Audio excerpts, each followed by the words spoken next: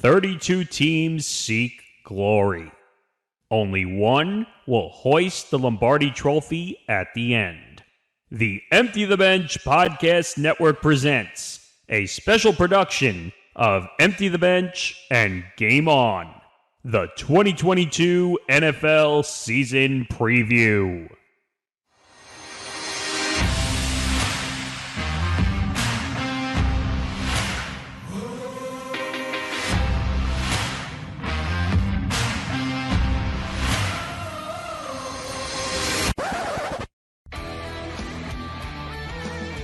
Welcome to a very special production of the Empty the Bench Podcast Network. Guys, it's that time again. September is here. There's a certain sort of smell and magic in the air, and it is the sport of football. It is that gridiron, as he said in the intro, 32 teams, all of them. You know, no guts, no glory, and they will be spilling their guts to get the ultimate glory of football, and that is hoisting the Lombardi Trophy in victorious fashion after a Super Bowl win. Which one of these teams is going to be able to get there? That is for us to make our predictions and our takes for this 2022 season today. Hi everybody, I'm Albano from Empty the Bench. That's Nick Morgasen, also from Empty the Bench, and Johnny Montalbano from Game On. For the next couple of hours, we're going to be going through all 32 teams, giving our thoughts, giving our takes on the moves that they've made, the players that were added, the players that were lost, going through the divisions, who's going to win the division, who's going to win a wild card, who's going to fail to live up to expectations, and overall, who's going to walk away as the Super Bowl champions. Yeah, this is going to be good. I mean, over the last couple of years, we were breaking down division by division, at least on our show. But now we finally said, you know what? Let's put it all together into one giant production. And it feels even better now that we have Game On this year. So there's actually going to be multiple of us, doing picks throughout the season. It's going to be a little bit of a network party over the next 18-ish weeks, plus the postseason. Absolutely, yeah. And I came aboard, I came aboard just as the NFL off season was starting. And I tell you, from the first day of the NFL off season to today, I feel like it's been nonstop. I feel like we've been going through without a show, your show and my show, without talking football. And it's now almost become a 365 a year sport. I mean, it's one of those sports where you're covering constantly. This is, as Nick and Tom and I say, this is our time of the year to thrive with content. Yeah. We're making picks. Obviously, you have football, 4 days a week now? Sunday, Monday, Thursday. Sometimes Saturday. Sometimes Saturday. December. So this is our favorite time of the year to post content and picks. And obviously, we get the spreads back into play as I get my favorite sound effect ready for this time of year. So, yes. So yeah, let's get going because we have a lot to do. Okay, so we're going to get right into it. So allow me to explain how this is going to work. We are going to do this sort of combination of our old formats from our show Empty the Bench, where we would, an unspoken podcast, where we would go division by division, except we're going to do it all in one. We're going to go division by division. We're going to do all 32 teams. We are actually going to start out west. We'll always start with the AFC, and then we will make our way over to the eastern side of the country. Usually, for most of these divisions, we're going to go from whoever finished worst last season to whoever finished as the division champions. The exception being when we get to the East, I have saved our beloved yet torturous New York teams as the last team of each of the East divisions. But that is for later. Those are the East divisions. We have to start out west, and going off of starting from the worst to the best, we are going to start with the worst team last season from the AFC West. So we are going to start with, I made a little graphic for each division as well. We are going to start with the Denver Broncos, quite possibly, even though they were the worst team of the AFC West last season, one of the biggest winners, you could argue, of the offseason with the acquisition of Russell Wilson, giving up a lot, giving up Drew Locke, Noah Fant, several draft picks, Shelby Harris, in order to acquire Russell Wilson. Also adding Randy Gregory, DJ Jones, Teddy Bridgewater left for Miami. Kyle Fuller's gone. Kareem Jackson's gone.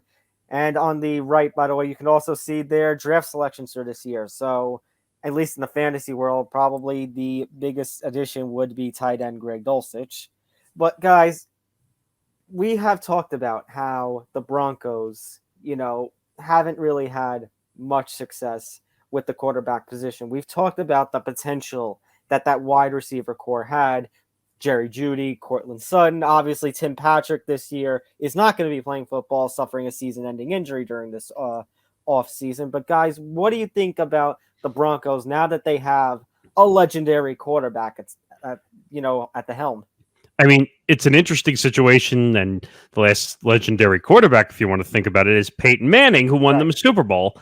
Now, I wouldn't say Russell Wilson is Peyton Manning by any stretch of the imagination, but it's finally a quarterback that they really needed to make this team go. I think that was the issue they were having. They had really good teams over the past couple of years, but they didn't have a quarterback to lead this situation. Yeah, and actually, if you look at last year, Pro Football Focus had them as one of the best teams with their rookie players. So now you factor that in going into as well. But yeah, the quarterback position's been something that they've lacked for years. And boy, you can list the names that have been going through. And let's also remember too, another thing for the Broncos going into this year, that they do have a new head coach in Nathaniel Hackett. So Nathaniel Hackett comes in there. And, remember him from the Green Bay Packers. So he's got that going as well. But yeah, it was one of the first things that we had talked about when we launched Game On back in March was about, what the Broncos had done. And, we'll have to see, Wilson's come over, last year he had that thumb injury, which cost him several weeks. And I'm sure now he's got a couple of running backs also to play with there in So the running back position, Johnny, I actually forgot to mention, actually pretty strong when you got Javonte Williams and Melvin Gordon. And Williams, this might be the season. I think they're going to still split touches, but this might be the season that Williams starts to break out a little bit from the pack. Sure. So now not all the pressure is going to be on Russell Wilson to be throwing the football over there in Denver. So you've got that. But as we're going to talk about throughout the course here, that division is going to be something crazy. That's what it really is going to be. Wilson's never had a division like this. I mean, the NFC West is not really ever like this AFC West is going into this season. So that's going to be the $1 million question. Health, Wilson is another year older, but he said that he could play till he's 40 or 45 too. So, and I don't want to give too much away here, but I truly believe when you look at the AFC West, one of these four teams I think is going to have a disappointing year. I don't think it's realistic that all four could be that good. I mean, they look like they're that good, but we'll have to see now and see what Nathaniel Hackett also brings as coach. He coached there in Green Bay, so he's played with a quarterback before, and now we'll see what he does over here too. See, I don't know how I feel about he's a rookie head coach. I mean, I don't like when rookie head coaches walk into a situation, especially with a guy like Russell Wilson who has experience. Now, he's leaving a situation in Pete Carroll, which you could take a heads or tails on that at this point. Yeah, well, we'll get into the Seahawks in a little bit. And the Broncos also have a pretty strong defense to them. But like Johnny said, this AFC West, this is going to be the most competitive division in football this year. I agree. Yeah, I mean, this is the division to watch right now. Absolutely, for sure. So we talk about the Broncos, but there is also more surging contenders. And this is a team that I have my eye on in the Los Angeles Chargers. So, guys, what was the big problem for the Chargers last season? The defense, right? Yeah. Here's how they respond. Acquiring Khalil Mack, acquiring Sebastian Joseph, acquiring J.C. Jackson, although J.C. Jackson is actually, I think, going to miss a few weeks of the regular season with injury. Acquiring Josh Harris, Austin Johnson. You lose Justin Jones and Linval Joseph. You lose Emmanuel Sanders. But you know what? They had a need. Their big need was the defense. And they've answered it.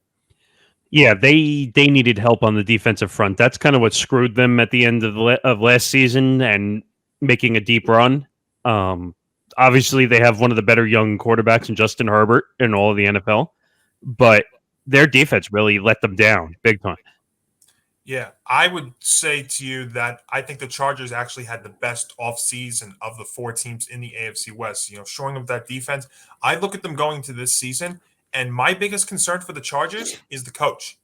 I agree. That Yeah. that's that's really I think what it comes down to because Herbert's shaping up. Herbert's going to be one of those guys that we're going to talk about on our shows in the next couple of years as maybe being one of those guys that could make almost $50 million a year. He is shaping up to be. He is shaping up to be like that. I mean, you see guys like, and I know we're going to get to him, like like the Kyler Murrays of the world getting $46.5 million on average, and and obviously the money with Deshaun Watson. But Joe Burrow there in Cincinnati and Herbert with the Chargers, I think, are going to be two guys that could be making a run at $50 million per year. Because Herbert right now, I think, is pretty much. I mean, he's shaping. He is really going to be a top. I think it's fair to say almost top 3 guy going into this season. I mean, Herbert is going to be MVP caliber over the next 5-6 years. I mean, if he doesn't win at least 1 or 2 MVPs, I'd be shocked. I mean, look at the weapons that he's got: Austin Eckler, Keenan Allen, Mike Williams. Stud blockers, imposing pass rushers, young ball hawkers. I mean, it's almost like an unofficial all-star team. That's how it's looking there in LA. I mean, this is what people thought, and I know we're going to get to this team later, but it's when Tom Brady first came over to the Bucs and he had all those weapons and winning the Super Bowl because everybody wanted to play on that team. I could see this being a destination for guys wanting to come in and play. Yeah, new stadium, absolutely. Yep. This could be a breakout season for the Chargers, and this could be a season. We talk about how the Chargers just struggle to get into the postseason, or how they struggle to even win a postseason game, and that could change this year. They have a team that has the capability, and honestly, probably under the most pressure is the coaching staff. If this team cannot succeed, I know, Johnny, what you said, with a division like this, there's a team that has to fall. But if the Chargers cannot succeed after all that they have done in this offseason, despite having arguably one of the best, you could argue the best, maybe not with Patrick Mahomes, but at least second, third best, maybe one day will top Mahomes in this freaking NFL, that's a bad statement. That's blasphemous on this coaching staff. That's going to lose jobs if they don't break out this season. Well, let's point out one thing. We all know it's not going to be. Who are they going to choose when this situation goes bad? It's going to be. They're going to choose Justin Herbert, not the head coach. Yeah, that's that. Especially after last year, what happened too. I mean, the man's going to get paid one way or the other, and it's not going to be his fault if the team struggles. Yep. Unless he has a drastic decline, it's not going to happen. I think the only way that Brandon Staley could get a pass for this year is if all these guys go down injured. I think that's one thing, we're looking at it right now, and pretty much all the quarterback positions healthy, and we're going to get to this when we do our preview, but if one of these 4 quarterbacks in this division goes down, it changes the whole complex, I believe, for this division. I mean, there's quite a few teams you could look at. You could look at the Bears, who have a new coaching situation. You could look at a bunch of other places that have new coaching situations. And if they don't succeed, then they're going to be on the hot seat after one season. Well, it depends on the situation, too. I mean, I think the Bears are totally rebuilding. I think the same thing with my Giants, and I know we'll get to them with Dable. It depends on your situation going into the season. So, moving on now to... Are we going to end something, Nick? No, I was just going to say what's next. So okay, so next would be the Las Vegas Raiders. So the Raiders are an interesting one. I mean, not as much attention put on them in the offseason, but I mean, when you're adding Devontae Adams and Chandler Jones, one of the best offensive weapons and one of the best defensive weapons in the NFL, I think that's a pretty successful offseason in itself. This team had a bunch of turnover, believe it or not. So they brought in a lot of guys. Yeah, you look at all those subtractions. Nassib, Hayward, Zay Jones. Gaku, KJ Wright. They basically were looking for younger players. I mean, except for Davante Adams and Chandler Jones. But Davante Adams got a massive extension from the Raiders, and he's going to be your number one target. I mean, what was that quote you made in last show that when we were talking about the Raiders situation with Brady and Gronk possibly going, that they didn't pick Brady over. Basically, I understand the acquisition of Davante Adams, and I understand that Carr is a good quarterback and he has come ways, but I still think that John Gruden should have been out much sooner than when the emails came out. If it really is true what Dana White said, that they went with Derek Carr over Tom freaking Brady. Think about that, and look at the almost like the 180 that the Raiders have done. John Gruden could not draft. He could not, sign. He could not pick a GM. Let's face it. John Gruden was playing 2002 football in 2020. You know what? I think he can handle an email draft over an NFL draft. Yeah, maybe a Madden draft. Fantasy football draft. I don't know. I mean, you're telling me if you have Brady or Carr, he's going to take Carr in the fantasy draft? I wouldn't think so. Hey man, it's the Raiders. But think about the turnaround that they've done, and one of the other things they also did was extend Max Crosby. They've got a good edge rushing pair there with Crosby and Chandler Jones. So the Raiders, again, one of these teams is going to have to be set up for disappointment, I think. But I don't know if it's going to be the Raiders, but we'll see. Can I give you an underrated player? Because that wasn't a category here. Yes. Mm-hmm. I say Derek Carr is an underrated player. Well, it's going to be interesting because Carr and Adams, once upon a time, were college teammates, and they were a pretty good college pairing. And now we actually get the chance to see what they can do in the NFL, let alone just in a competitive division like the AFC West. But I'll give you underrated player, and I'll give you underrated duo. Carr and Davante Adams will be an underrated duo this year. Yeah, that duo is going to make the Raiders a fun team to watch. And in Vegas of all places. As will the defensive pairing of Chandler Jones and Max Crosby. And if they're going to double team Adams, a guy to watch out for too is Hunter Renfrow too. Renfrow, and we know about him here in South Carolina. He's actually from Socastee, a couple of towns over from where I'm living right now, but and also went to Clemson. But Hunter Renfrow, I think, somebody to watch this year as a number 2 wide receiver. If they're going to double team Adams, that's a guy that I think could also have another big year too for them. Definitely. So Raiders have made some turnarounds in the couple of years, and especially actually in the past year, ever since Gruden had left. So they're going to be something to watch out for. But that leads us all, ladies and gentlemen, to the one and only Kansas City Chiefs. A very different Kansas City Chiefs team that actually has had more subtractions than additions in this offseason. They've added Juju Smith-Schuster and Marquez Valdes-Scantling to make up for the fact that Tyreek Hill has been traded to Miami. We will get into Miami much later in this program.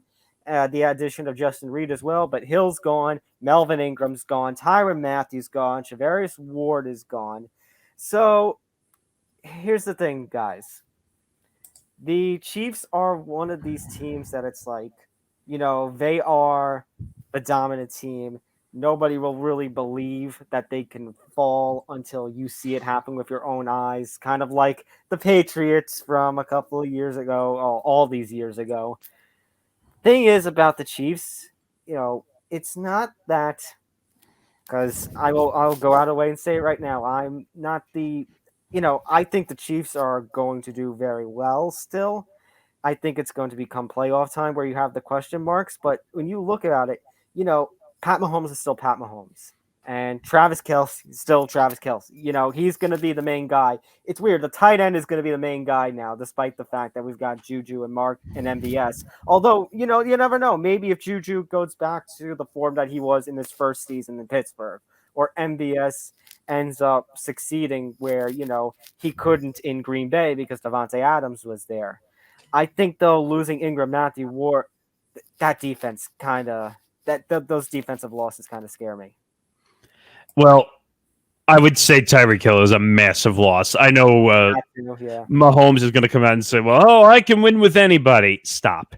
We all know that his number one target was Kelsey, and then two was Tyreek Hill. They were basically 1A and 1B as targets in Kansas City. That's a big target not to have down the field on like a 3rd and long. And I think the thing is, because I mentioned Juju and MVS, like with Aaron Rodgers, we've seen Aaron Rodgers take, substandard or iffy or average wide receivers and turn them great with his ability. And yes, we've seen Patrick Mahomes throw the ball deep. We've seen Patrick Mahomes already in his 4 or 5 seasons in the NFL already be successful. We've seen him have quarterback skills that put people in awe. I mean, last playoffs, the fact with like less than 20 seconds, he went down the field to tie the game, force it into overtime with the Bills, but we have to see if he has that Aaron Rodgers or Tom Brady style ability of turning, an MVS who's average or Juju who's kind of declined in those years in Pittsburgh and make them, wide receiving stars. Well, Mahomes is pretty good at that. Mahomes, and I can't believe I'm about to make this comparison, but Mahomes is kind of like Brady. He takes a lot of players in and makes them 1 or 2 steps higher than they actually were. And I understand you already believe on that, but it's easy to say that when you have a Tyreek Hill and a Travis Kelce there. No. Forget that. Forget that. I'm talking about he's made players that are B level. Even Mahomes has done it, made players look way better than they are at times. That's what a Hall of Fame-ish type quarterback does. They make players that were not meant to be, like, they're good to great. Okay, yes, and I understand that, and I think he can do it. I'm just saying this is the test year. You don't have a big weapon in Hill, and now you've got to make something out of Juju or MVS. Well, you still have Kelsey. Kelsey's your number one guy. Right, but you can't just always target him. And actually, I could see the trouble there that some defenses are probably going to double team Kels, that you're going to have to throw to Juju or MVS. Yeah, and I'll say this. I'm actually, when I look at the Chiefs going into the season, I'm not worried about Mahomes. I'm really worried about the defense. The other three teams we spoke about in this division, what were we talking about in addition to offense? We were talking about defense. Here, they're going to be relying on their top 2 draft selections to step right in and provide help on defense, because that's actually something, if you watch the Chiefs last year, that they were really struggling with. That game against Buffalo in the playoff game, we talk about the comeback, but look how many points they gave up. There are very small things that if you watch the Chiefs over the last couple of years, you can point to why it seems like they're declining ever so slightly. But here's the thing that I think they do have. I believe, still have the best quarterback in this division. And that's without a doubt. Right. But what I think you're going to be looking at this year for Kansas City to win is they may have to play shootout football in order to win games this year. Well, because of that defense, that's what I'm concerned about. Mahomes may have to put up 30 to 40 points a game. It's going to come down to these big games, like when they play the Chargers week 2, and I think, was it week 14 or 15? Yeah, I think so. It's going to come down to, is Patrick Mahomes going to be able to get around tough defenses first and do the Brady and Rodgers-esque things, or is the Chiefs defense going to give out first? Well, is that offensive line going to help him too? I mean, is he going to have to be scrambling for his life again like he's done in years past? I mean, including, all know the Super Bowl when he ran around like crazy against the Bucs. But it's wild because of the 4 teams in this division, I still trust Mahomes the most out of all 4, but I don't trust their defense out of all 4. Well, and that's the issue that with Mahomes, that's how he got hurt, because his O-line was not protecting him down the stretch, and that's what led to him being off the field more. Right. All right. Prediction time, guys. Who do you have winning the AFC West? I will start. Despite the fact that we were talking about concerns about the Kansas City defense, concerns about the offensive line, Pat Mahomes is still Pat Mahomes. I still think that the Chiefs will win the AFC West. I could, however, see 2 of the 3 wild card slots, and we'll get into that a little later, but 2 of the 3 wild card slots going to teams in this division. And I think The trouble is going to come, again, spoiler for later when we do our takes. I think the trouble is going to come playoff time. Yeah, I agree. I think Mahomes has some health issues too. Most people don't realize it, but didn't he have a foot injury in the last couple games of the playoffs? I think he had turf injuries, if I'm not mistaken. And so it's going to be interesting to see if he can hold up and his whole line can hold him up. Yeah. I tell you, you can make the case that all four teams in this division can make the playoffs. I just don't see that, guys. I think it's very difficult for all four to be that good. I think they'll all be competitive. I think it's going to make for some fun, exciting football. But one of these four teams is going to be in for a major disappointment this year, in my opinion. But as far as who's going to win the AFC East, the Chargers are just way too loaded. Herbert's playing at an unbelievable level. They had an unbelievable offseason. You look at that roster, how we just documented before. I think the Chargers take this division. Ooh. But I like the Chargers to win I like the Chargers to win the West. But I'll tell you this: a lot of people are undervaluing the Chiefs, and I get their defense is struggling. But you know what? Until I see Pat Mahomes get a major injury, or see him start to struggle, I know he's going to probably be scrambling a bit. I'm going to trust him to win games in the regular season 40-30. I think he's going to do that. So I'm going to take the Chargers to win the West. I think the Chiefs come in second. I think the Broncos come in third. And I think the Raiders are going to be that disappointing team. Somebody's going to have to be in for a disappointing year this year. And as much as I like what they did with their defensive end duo, with them bringing in Davante Adams, somebody's going to be in for a disappointing year. And I think it's going to either be the Broncos or the Raiders. So I am of the same thought, Johnny. However, I am going to swap. I'm going to say the Broncos are going to be that disappointing team. Yeah.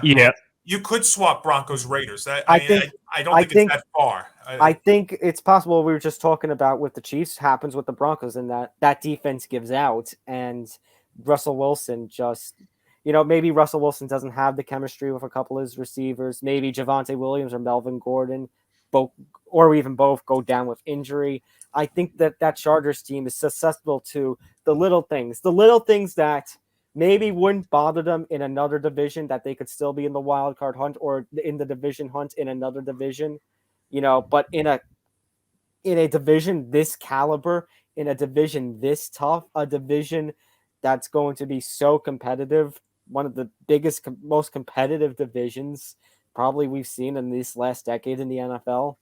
I've got a feeling one or two things might cost the Broncos, but you could say the same thing for the Raiders as well. One other thing with the Raiders too, and I know we didn't talk about it, Josh McDaniels.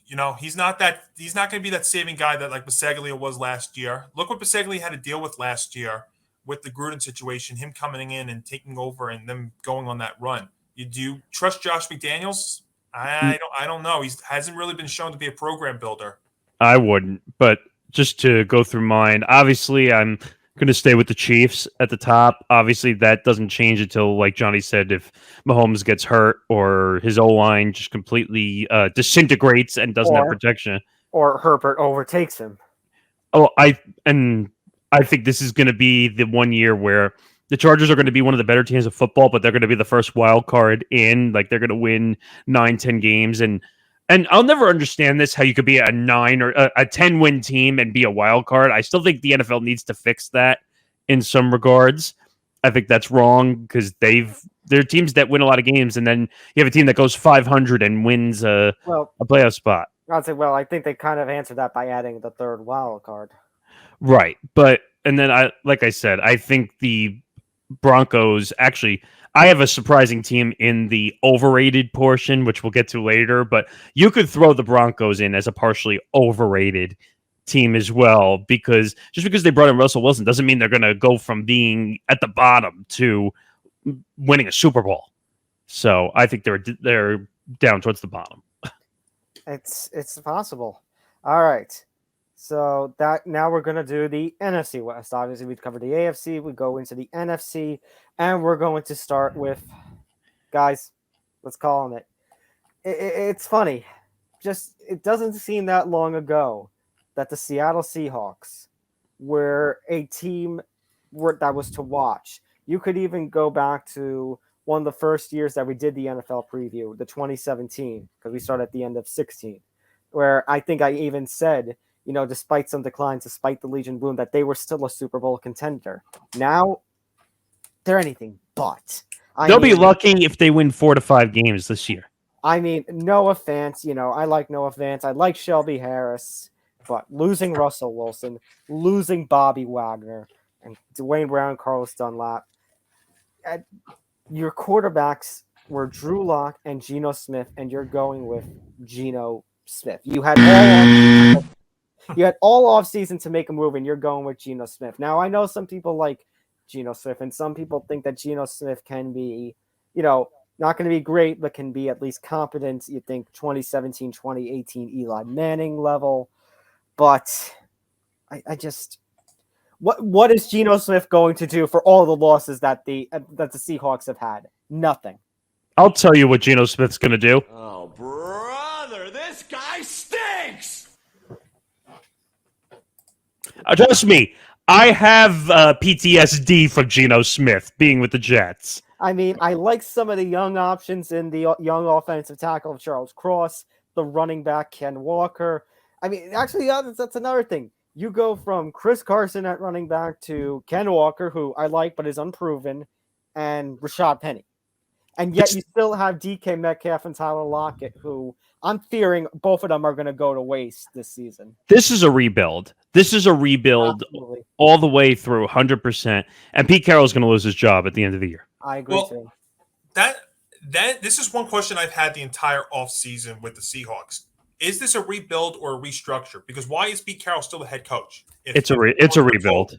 Right? I mean, but I don't get what they're doing. I mean, I guess it could have said it was a restructure. They actually went out and made another trade for a quarterback, say, a Baker Mayfield at the time or a Jimmy Garoppolo, but they're not going to trade him in division. Don't put that off the table yet. Could still happen. It would depend on where the Seahawks are going to be, though. And Nick, I agree with you. I think they might 5 wins might be at best. Now, of course, 12th man, home field maybe, and I know they still are looking at some guys there at the receiving position, like DK Metcalf and Tyler Lockett, who can be explosive 1-2. But who's throwing them the ball? It's hard to trust Geno Smith because it's been that bad. If Drew Locke is better, no.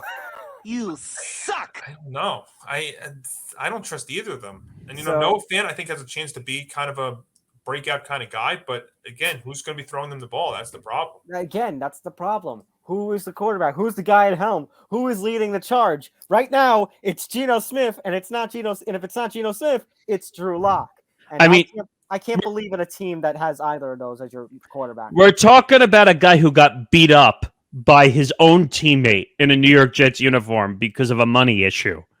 Okay? We're talking about a guy who can't lead a team. Yeah.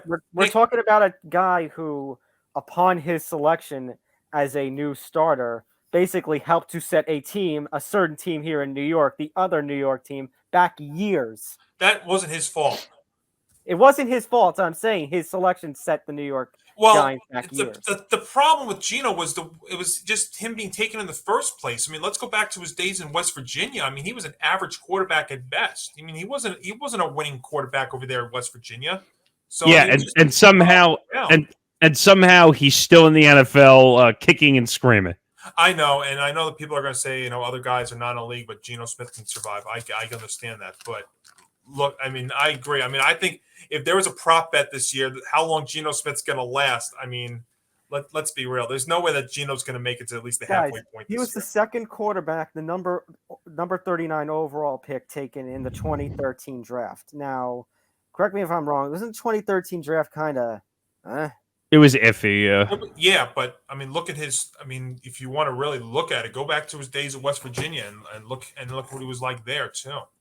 I don't get it. I mean, Drew Locke should be starting for this team because Drew Locke has some credibility, if you want to call it, out of Denver. That's the thing, though. If we're talking about a restructuring or rebuild, why are you not going like this?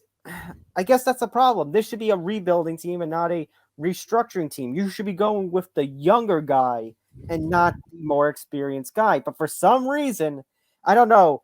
Do the Seahawks have freaking John Mara syndrome of we can win and rebuild at the same time? No, they think they're John Gruden. They think they could just get anybody they want and just play, and then every time just recycle old players until their AARP comes up and they have to collect retirement.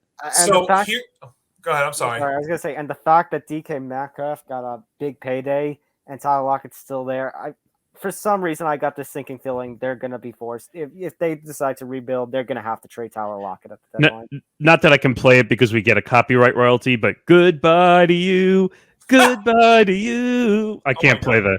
I can't play that because that got us in trouble on YouTube. But yeah, that's what this is going to be in Seattle. It's what's the name of that band, by the way? That's Scandal, right? That's Scandal, and that seems like it's Scandal. What's going on there in Seattle? All right. By the way, Geno Smith since 2015 has started 5 games. So how about that? Do you think he starts more than 5 games for the Seahawks in 2022? Yes. Yes. Yeah, and he will start 5 games since 2015. You're going to hear Drew Lock chants go off as soon as he throws an interception. Watch. All right, so I need to apologize. I forgot to do something during our AFC West things. I do have over-under for teams, so let me just run through some of these teams quickly. Okay. So Broncos, 10.5. I'm going to take under 10.5. Yeah. Not happening. Under. Under. I think it could be a 10-11 win season. I'll take the over, but I think this could be the thing. Like, actually, you kind of implied, Nick Morgasen, that there's a team that could be 10 or 11 wins that could miss the playoffs. We'll see. I know Denver had a good young team last year, and Geno could definitely. I mean, Geno. Oh my gosh, I got Geno Smith's name in my mind. Russell Wilson can take. Well, that's my fault for missing the cues. But I don't know. With that division, again, somebody's going to be in. I don't think all 4 teams can have that big of a winning record. So I know they were 7-10 last year. I think it gets to 8 or 9 wins. But if you're telling me 10.5, I'm going to take the under 10.5 there for the Broncos. Lock us in for the under. Chargers 10.5 over under. You want me to go first? I'm going to take the over. I think they're 12-5 this year. I think they're over. 12-5, 13-4. Yeah, I'm going to take the over. This team's going to be really good this year, and I think Justin Herbert's going to take a step up and really elevate. Might be an MVP candidate. Over. All right. The Raiders are 8.5. Yeah, I still think over. I still think this team, even if it's one game, even if they need a winning record, I'd go over. I think they could be a 9-8 team. They were 10-7 team last year. Just see, the thing is, again, all 4 teams, are they really that good? What is it? What's the number? 8.5. Basically, the under is they have a losing record this season. Oh, I wouldn't go that far. I can't go that far. No. I would, just for the sake of the record, I'd have to take the over. Yeah, you know what? I mean, I know I put the Raiders 4th, but even if you put the Raiders 4th, can they still be a 9-8 team? I think so. Yeah, they in that division. I mean, even though they have 2 teams above them that are gonna. We'll take. Do you want me to look at the Raiders schedule? No, that doesn't matter to me. I'm gonna take.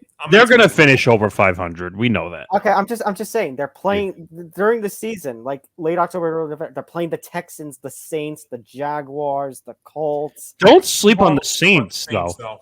The Seahawks. Okay, but the Seahawks, these are winnable games for this team. There's a lot of schedules this year when I looked at them where I said, "Wow, there's a lot of teams that are going to be winnables this year." And that's the scary part. The Chiefs 10.5. I'm sorry. Why is it only 10.5? That should be at least 11.5. That's an over. Over. Way over. Hey, 11 wins gets them over. I'll take the over on that. Yeah. Okay. Back on track. Seattle is sorry. Seattle's 5.5. I'm actually going to go under. I think they're only going to win 4 or 5. Yeah, you just wonder that stadium, could they steal a game or 2 playing in Seattle? I mean, like you remember back in the wild card when they were 7-9 and they played this, and not comparing the teams, but just the situation being 7-9 and having a home game and winning that game against the Saints, the game with Marshawn Lynch really becoming beast mode.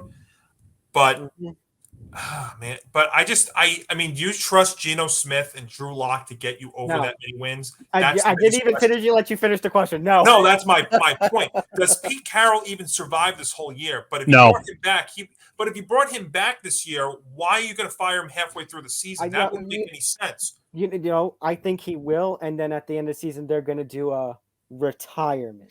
Oh, God. Oh, so they're going Gettleman to route. almost fall like what the Giants did with Dave Gettleman, right? Exactly. By the way, But I am going to take the Seahawks under. yeah, this is going to be under, and it's going to be an embarrassing year. All right. To the San Francisco 49ers. So I actually had to make a change here because I had on the key subtractions Jimmy Garoppolo, question mark. Well, he's going to stay around. He's going to be the highest paid backup quarterback in this league. I mean, when we saw the news that a restructure was coming, and by the way, when I sent that message to Tom that news came out, he's like, who cares? And I'm like, yeah, you're right. Who does care? Who doesn't care? Well, again, missed opportunity for the Seahawks. You had Baker and Jimmy G both available in this offseason. Well, wait a minute. It's like I said before, Jimmy G is still available. All they did was restructure his contract. Fair, but let's look at this team. So they lost Josh Norman, Jason Burnett, Quan Williams. Okay, that's 3 cornerbacks that you lost. And then, the defensive. Another team whose defense kind of scares me. But they have signed, it looked like Deebo Samuel might not be a part of this team, but they have signed him to a big extension, so he'll still be there. Brandon Ayuk will still be there. Elijah Mitchell, who broke out. The 49ers for the past couple of seasons have been this rotating string of running backs who are constantly getting hurt. Mainly was Raheem Mostert, but again, constantly getting hurt. And now it seems like Elijah Mitchell has that number 1 spot. They added Charvarius Ward. And now I think it's safe to say, guys, all eyes are on Trey Lance, and he is one of the biggest storylines of this division. I mean, he better come out and own his season this year, because Jimmy G, who was the big contract, and then he went out on injury, and then all his escapades going out to nightclubs, dating porn stars, and all that stuff. Correct, and it looked like he wasn't going to be around. But here's the thing about Trey Lance and Jimmy G staying around. You say Jimmy G may not be available, but the fact that he's staying around means maybe they've got a bit of a leash on Lance, and if he starts to screw up, how bad that would look if. I know it would look bad. I am a Trey Lance believer. Remember, I hyped him up during that one draft. No, I get it, but I'm saying that how bad it would look is if they didn't give Trey Lance a chance, even if he's throwing a few picks. You got to leave him out there. You got to leave him out there and let him play. You can't be threatening to put Jimmy G back on the field. By the way, you're making it tougher by putting him back out on the field. Look, this team can be summed up very simply, guys. This team will go as far as Trey Lance allows them to go. It's very simple. You sum it up right there. There's nothing else you need to say about the Niners. I would say him, and I would say Deebo. Well, yeah, and you know what? If Deebo being that multifaceted kind of player, you're going to see probably Lance go to him a lot early on in the season just to take some of the pressure off. The thing that scares me, though, is Trey Lance fits under the category of what? Running quarterbacks. Now, I just hope he doesn't get hurt for the amount of running. That's the other concern I have. So I don't know. That it's a risk. Nick, I was hyping Trey Lance up. I still like Trey Lance, but losing these defensive weapons scares me. I'm scared about Elijah Mitchell. We're scared about Trey Lance's health. Again, with running back situations over the 49ers over the last few years, I'm scared about Elijah Mitchell's health. The other comparison, one second. The one other comparison I wanted to make was, I think of Trey Lance as Lamar Jackson, in a sense, where the two of them are very run heavy. You better have one of the best O-lines in all of football if he's going to run the football. I don't know if the 49ers have that. They don't, and I think he's going to get hurt. I think this is going to be a similar Giant syndrome, which the offensive line is going to cost them games. The over-under for the 49ers is a 9.5, and I think that offensive line is going to cost them. I think they're going to be about a 7-10 team. Trey Lance doesn't throw the football enough for them to win that many games. I mean, Jimmy G under center, yeah, he'll win you games throwing the football. Trey Lance won't. Yeah, and it's so tough to pick this because how long is the leash? That's an interesting question. But The leash, first of all, that shouldn't even be a question. There shouldn't be a leash issue with Trey Lance. Trey Lance should be the starter all year. Is that going to be the strategy, though, now that Jimmy G is actually going to stay when everyone thought he was gone? Well, you just restructured. He just Aaron Rodgers himself with his contract. So I don't think he's staying. He wants out. The team basically told his agents, hey, go out there and find a team that's willing to make a trade with us, and we'll trade you there. Well, it's bad when it doesn't seem like any of that's going to be working. Any of that has worked out. But what was the number again? You said 9.5? 9.5. I'm going under. I say 7 wins, maybe. They're going under. Yeah, it's hard to trust. It's hard to trust Lance. I'm going to say, or what they're trying to do. I mean, I know they've got some dynamite guys there on offense, but it's tough to say. I'm going to say under. Moving on now to the Arizona Cardinals. So, finishing with actually pretty well, I think they were one of the most disappointing teams of the last year, despite finishing with an 11-6. Now they've added Marquise Hollywood Brown after DeAndre Hopkins ended up getting suspended for multiple games this season. They extended James Conner, who had a hell of a season last season. How does he stay alive after some of the bad years he had in Pitt, getting hurt? Somehow he managed to revive his career. I don't understand. I mean, they added Will Hernandez and Nick Vigil to try and make up for the fact that they lost the likes of Chandler Jones, Jordan Hicks. They lost Chase Edmonds, but again, James Conner had a hell of a year. Christian Kirk, we'll get into Christian Kirk when we talk about Jacksonville. As you can see at the bottom, they've also lost Kyler Murray's homework clause. And I'll add one more key subtraction to that list too, Tom.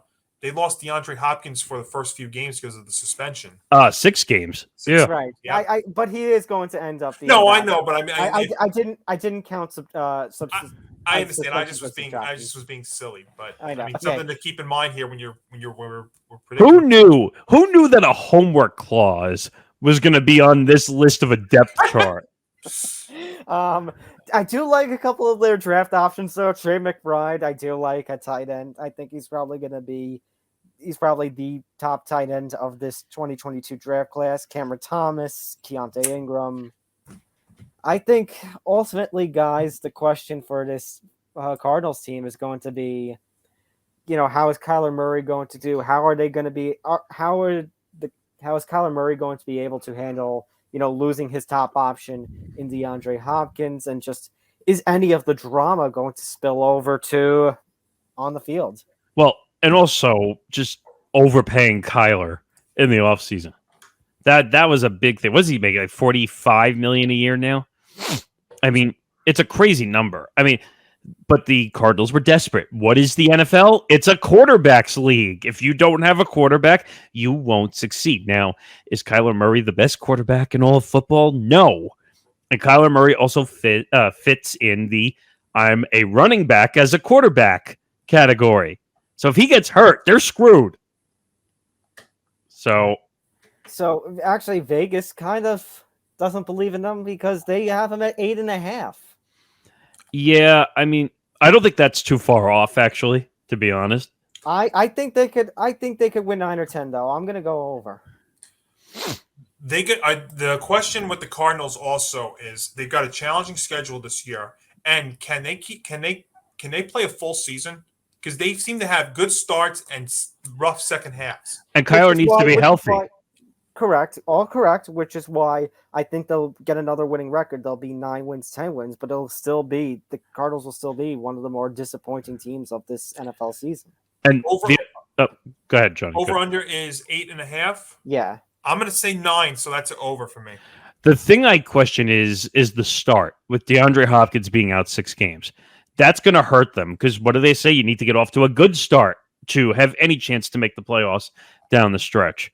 Nick, to answer that, here's their schedule the first 6 weeks. Ready? I was just about to pull that up, Johnny. Thank you. Take a look listen to this schedule. This is then the first 6 weeks without DeAndre Hopkins. Chiefs, at home to the Chiefs, at the Raiders, home to the Rams, at Carolina, home to Philadelphia, at Seattle. I think they can go 3-3. I was just about to say, yeah. I'll tell you right now, I'd sign up for 3-3. I would say the season's going to start miserable, 0-3. But those 3, I think what is it? The NFC teams. They're at 3 AFC teams, 3 Yes. NFC teams. Yeah. I think they can win against the NFC team. If they go 3-3, though, I don't know if they're winning 9 games.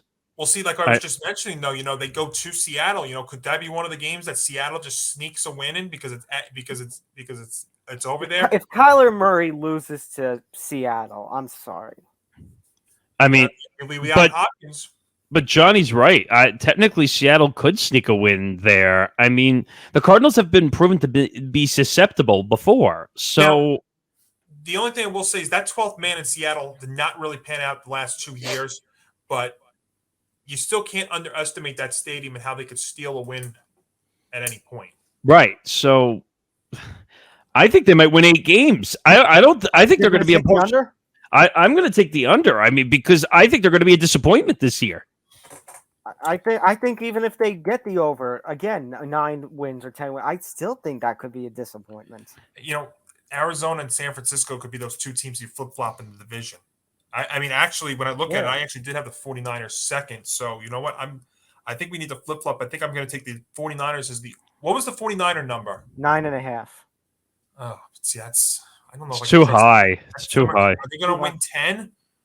Do you want to take double? They could win 9, and the Cardinals could win 8. So you want to take the under? You want to switch to an under? It's a tough one because the Cardinals only need to win 9, and they get an over. I think they're going to win 8. I'm going to still take them over. I think they still will, but you're gonna, if you got real money on it, you're going to be sweating into week 18. Yeah, that's what it's going to be. That's a good point. I think if the Cardinals make the playoffs, I still think they can be a playoff team, but it's going to be by wild card because you're not topping the defending champion Los Angeles Rams, the Super Bowl champs. It is time to discuss them. They extended Matthew Stafford. They did lose Von Miller, Robert Woods, Sony Michel. The question of Darius Williams, Odell Beckham is a question. Will they re-sign him once he's a little more healed from his injury? I want to believe so, but you never know. They did get Bobby Wagner, though, which is great for that defensive unit. Allen Robinson, he suffered so much in Chicago. I'm praying for a comeback for that. Wait a minute. Chicago and Jacksonville, right? I'm praying for that man. That man needs to have a rebound. And now he could, being the number 2 option. Obviously, he's not going to get as much as Cooper Kupp, but as the number 2 option, there is a rebound chance here. When the double and triple team option comes up, he's going to be the wide open guy. I mean, so I think this is a good situation for him. Very true. And the Rams, see, again, like the 10.5. I think, you know why that number could be a little bit low? Matthew Stafford's elbow. That is a concern going into this year to see how long that's going to linger. But one thing that you look at when teams are trying to repeat is, can you keep the same group of players that got you there? And for the most part, and they pretty much have. And if you think about it, they actually added an area that the Super Bowl team last year did not have, and that's at Bobby Wagner, the way that Bobby Wagner plays. So if anything on defense, they actually got better this offseason. So your question is going to be, is your health of Stafford. But I'll tell you right now, I mean, I think there's a very good chance you could see the Rams at least make it back to the game because of the way that, we were talked a lot. I talked a lot, especially very early on in my game on days, about how I thought Tampa was setting up to go back there again when Brady came out of retirement after 39 days. But the Rams said not so fast, especially when they brought in Wagner. Well, the one guy that I think is a subtraction, it's not anybody's fault, Whitworth retiring. I think that's a big deal that they don't have him anymore. He was a big experienced guy and a leader on this team, and now he's retired. So I guess we'll see him on Amazon Prime, though. Again, Rams, though, 10.5, over, way over. I think this is a team that could make it back to at least the conference championship, if not to the big game itself. Yeah, this is not a question. I think they'll get a couple of wins in this division. 11 wins will take them over. Are they 11 win capable? Absolutely. So I'm going to take the Rams over. Yeah, we're waiting on that. I think it's pretty safe to say, as we do the, who will win the other. I think it's safe to say we're all going Rams. Yeah, we're all going Rams. Yeah, the Rams to win the West. I think the Seahawks finish in last, and then your question's gonna be your second and third spots, and if one of those two teams can get into a wild card, and that's the Niners or the Cardinals, and you could flip flop those two, it'll be really close. By the way, our colleague on Empty the Bench, Nick Federa, by the way, is agreeing with us here, Nick and I. He is also going with the Chiefs in the AFC West, and he is going with all three of us in the NFC West with the Rams. So I differ with you guys on the AFC West, but we're pretty much in agreement on the NFC West. Correct. I think the Chargers, spoiler for later, I think the Chargers are going to be a wild card team. Fair. Yeah, that's how I have it too, I think. Yep. All right. Let's talk about this division. I think this is going to be one of the worst divisions. I'm going to be really honest. This is going to be tough to watch. Yeah, this is. Don't get your popcorn. Don't get your beer. Don't expect to see good games. Like, you know what? Go out and take a walk. You know what? This is a good time to get popcorn and beer because you at least get a break from having to watch any of this. So go watch our shows instead of watching these games. So let's start with Jacksonville. Oh boy. Oy, oy, oy. So they had an improvement last season, finishing 3-14. They still finished in bum last, but it was technically an improvement. Okay, so I mentioned Christian Kirk before. And Evan Ingram's like, what are you doing, Jacksonville? Just screwing up the market by giving these big contracts to people who don't deserve it. How? So I'll tell you right now, the Jaguars are going now. They can't be any worse than last year, but they're going to be an improved team for a couple of reasons. Number one, head coach Doug Peterson's there. No more Urban Meyer. So that's a major addition. So I think that's going to help. I think Travis Etienne being back there. Remember, he missed the entire season because he got hurt the first preseason game last year, and that is a fellow teammate of Trevor Lawrence back in the Clemson days. So I think that helps. You know, this is another year for Lawrence. I mean, his best game of the year came at the last game of the season against the Colts last year. I think he's going to, take another step up this year. So I don't think it's crazy to think that Jacksonville gets 4 or 5 wins going into 5 wins next year. Oh, I agree. It's just kind of a little ridiculous, and to think that they think it can be, why is Christian Kirk getting the money that he's getting? Why is Evan? Whoops! I just dropped that Ingram going. Wait a minute. That could cost them a game. Wait a minute, Tom. You're never going to let that one go with the Giants. Nope. Sorry. Nope, never. You can cost them a game. You know why they're giving the players the money? So that Urban Meyer can't use it at a strip club. And also on the end of losses, I mean Miles Jack though I think is a loss. There goes the last of Saxonville. Dar maybe from a depth option, Dar a little bit, Carlos Hyde a little bit, DJ Chark. I'm not the biggest DJ Chark fan, but it is a loss. Again, it is a little bit. Like Christian Kirk can obviously fill in, maybe not for the money. It just, I just. How can you be happy in Jacksonville? If you're a Jacksonville Jaguars fan, one, I feel horrible for you, and two, you might want to put a paper bag over your head. So let's be real. The only upside is if the career on the football field doesn't work out for one of these guys, especially one of these big money options like a Christian Kirk, an Evan Ingram, Darius Williams, who I think is their biggest addition this off season. They could always go over to All Elite Wrestling. I'm sure, maybe they won't fit in Shad's company. I'm sure Tony would take them. Oh, God. Jeez. But you know what? There's no Urban Meyer. Thank God. You got Etienne coming back. You got Christian Kirk there. I mean, the team's a little bit better, so I think it's watchable. I talk about the running back end. Etienne is back, but now James Robinson's hurt. Mm-hmm. Well, they can't win. They cannot catch a break. And I just looked at the number for the 6.5. Jaguars, and I was like, what? What is the over-under? The 6.5. 6.5. It's a little high. Yeah, That's high. I mean they're bet they're going to win more games this year. I mean that division is so weak that they could. I mean, not so weak, but it's weak, and I think they can get a couple of games that They way. could get to 4 or 5, but I mean, they do have the Jets in their schedule. That could be a win. Nick would even tell you that. Nick wants them to go winless. So I mean, what are we doing? This guy stinks. But I think Lawrence will give them a couple of games. But 6.5 though, it's a little too high. That's much.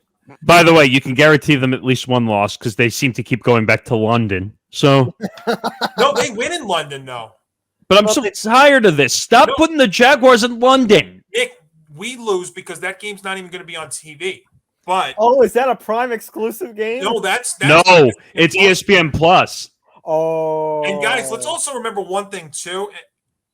Who else is in that division? In Well, the AFC South? the one reason that I think they're not going to finish in last, Johnny, I think you're going with a great transition. That's right. So you know what?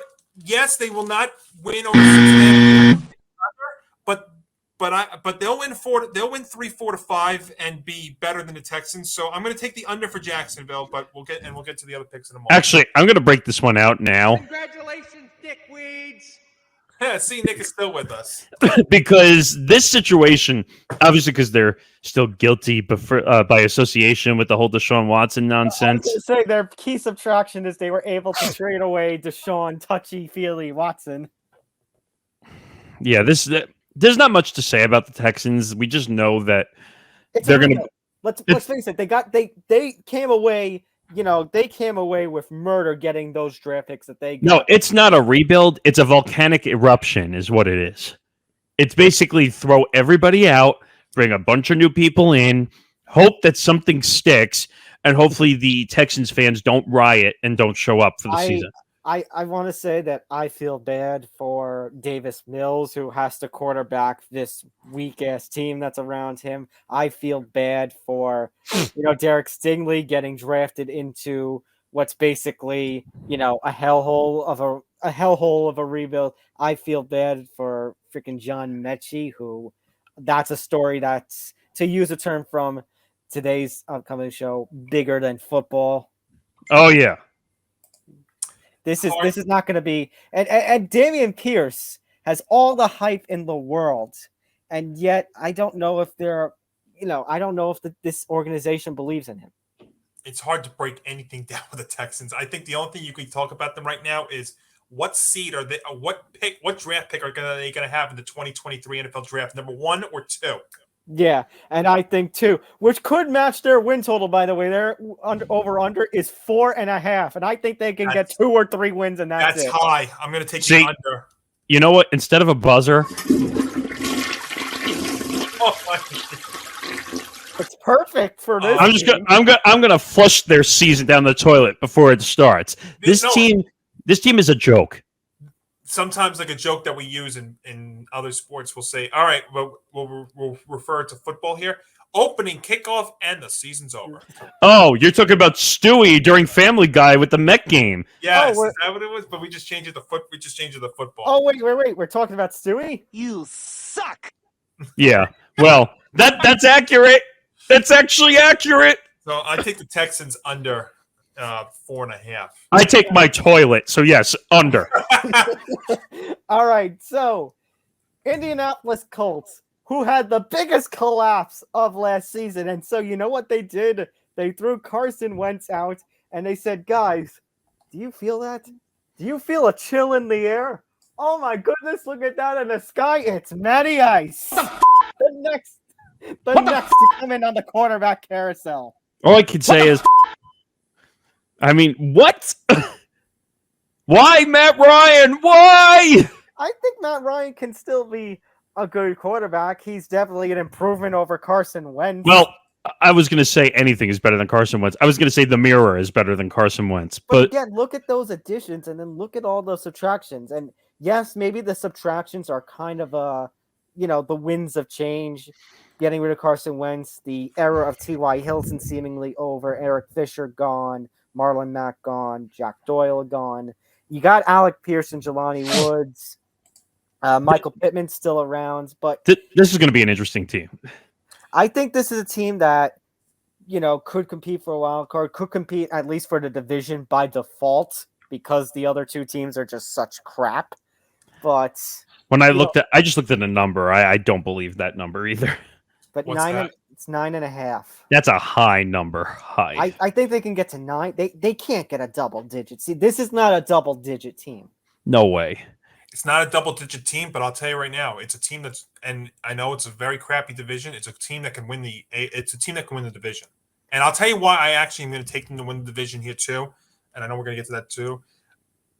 It almost comes down to the point of, do you trust Matt Ryan or do you trust Ryan Tannehill? I know we're going to get to the Titans in a second here, but I like the Colts. 9-8. I think they could do 9-8 again this year. But if the over/under is 9.5, I'm going to take the under. Look, I think Ryan is going to prove some doubters there, and don't forget Jonathan Taylor, maybe the best running back in the league right now. That's no dispute. That's no No dispute. dispute. And that's probably going to be the most interesting matchup. I mean, they will face each other twice, but I think more appealing than the quarterback battle of Matt Ryan versus Ryan Tannehill. Let's throw it over to the Titans now. Is the battle of the running backs between Jonathan Taylor and Derrick Henry. Like that two of the best running backs, not just in this division, entire NFL are with these two teams. Well, I just wanted to say I was also going to take the under on the Colts. I know. But, I kind of figured we all were. Yeah, but the Titans are going to be the best team in this division. They are. That's no dispute. I think that the way this situation goes now, is Ryan Tannehill going to prove himself? That's going to be an interesting question. He kind of, I hate to say it, shit all over himself when it came to the playoff situation. Well, let's talk about, guys, why Tennessee kind of is a little bit scary and not in a good way. Because, as much as we're downplaying Tannehill, the big loss, I mean, you look at that first name on the key subtraction, A.J. Brown, gone, off to Philadelphia. And you look at those, like Julio Jones, I know he's not the Julio Jones of 2017, 2018, but still losing Jaylen Brown, Jackrabbit Jenkins. You got Robert Woods, respectable. I like Robert Woods. I like A.J. Moore and Austin Hooper, DeMarco Jones as well. They added Treylon Burks. They drafted Malik Willis. Yeah. But, this is still, again, by default, they are going to be one of the two teams that competes for a division and or a wild card. They had a quarterback controversy at the beginning of the offseason, if you remember, because Tannehill saying he's not going to help Malik Willis, which is kind of bullshit. I mean, as the experienced quarterback, that's what you do. Like I'll tell you guys now, they're not going to live up to the 12-5 from last season. Oh, hell no. Could they be a double digit though, a 10-7? I could see that. I could see them sneaking in over the Colts by a game. Well, I have a lot of problems with the Titans, guys. You talked about those key subtractions at wide receiver, and let's also remember too. And as bad as Ryan Tannehill played in that playoff game too, that offensive line is still has a lot. Yeah, of that's problems. also a concern. So I mean, their defense is all right. But I'll tell you right now, if you're watching the Titans and they're going to be winning games, they're going to be winning a lot of wow, I just combined two words there in one. Ugly, low-scoring games. That is how they're going to win this year. And I don't know if I trust Tannehill to go back to what he was a couple of years ago before he got that big contract extension. Derrick Henry, I know he was injury-plagued last year. I mean, that's the big key too. But if your offensive line is not going to be good too, then Derrick Henry's not going to be running a lot this year as well. It's kind hopefully he doesn't get hurt. Well, that's where you get worried. That's where you get concerned about. Running back shelf lives are not that long. So the average career of a running back is usually 3 years. That's usually about the span. Now, and you know what? You could say the same thing about Jonathan Taylor. I know he had a great year last year, but can he put back-to-back great years together? That's what we're going to have to see. This team relies on Derrick Henry. If he does not play and he gets hurt again, this team is going to be out of the playoffs. If he doesn't. They'll be a big time under, I think, but that is going to be the key because that offensive line is still a question mark. That Tannehill's a question mark. You lost a couple of wide receivers. I know they brought in Robert Woods, but that's still. You're not going to be scoring a lot of points down there in Tennessee. Now, I say that as watching for the Giants in Week 1 and score 40, but I don't like what the Titans have done here, guys. That's why it's really more of a default. I like the Colts here to win the AFC South. I'm going to take the Colts 1, the Titans 2nd, Jaguars 3rd, and Texans 4th. I still think Derrick Henry, like, I'm going to pray for health for him. I think the Titans will get to 10. I think they will win. I think they will beat out the Colts by 1 game. I think it will be a 1-game kind of difference between these two. I agree with that. I think the Colts win at 9 and 8. I think the Titans are going to be 8 and 9, and that means I'm going to take the Titans under 9.5 as well. I think they're going to win 9 games. I think it's going to be under, but they're going to win the division with 9 games. It's sad that we're talking. It's sad that we're talking about how 9 and 8 can win a division. I mean, it fits when a couple of years ago we were talking about how 8 and 8 could win the NFC least, but yeah. Well, we'll get to that later, but we'll get to that much NFC later. Is better than the AFC South, though. Nick Federa. The Empty the Bench crew seems to be in agreement against the Game On crew because Nick Federa is also going with Tennessee. Hank, I need some help. No, I'll still take the Colts to win the South. All right. We now move on. Let me get everything back up here. We now move on to the NFC South. This, to me, is going to be a little bit of a joke of a division. Not as bad as the AFC, though. Not as bad as the AFC. We start with good old Carolina. Obviously, the big story out of there. Baker Mayfield now joining the fray, taking the starter helm away from Sam Darnold. You could also talk about the additions of Xavier Woods. I like Xavier Woods, Corey Littleton, DJ Moore getting an extension, Dante Jackson getting an extension. Gilmore is gone, Reddick's gone. So they did draft Matt Corral, who basically Baker Mayfield and Sam Darnold seem to be, they are going to groom him for next season, especially when Corral is out for the season due to a preseason injury.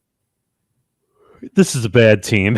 I hate to say it. It's a bad team. Yeah, Carolina's in a tough spot right now. Not only they lose Corral, but now Sam Darnold's out 4 to 6 weeks. So Baker goes out. You're going to PJ Walker at cornerback. Oh, boo-hoo. You lost Sam Darnold. Boo-hoo. No, I know.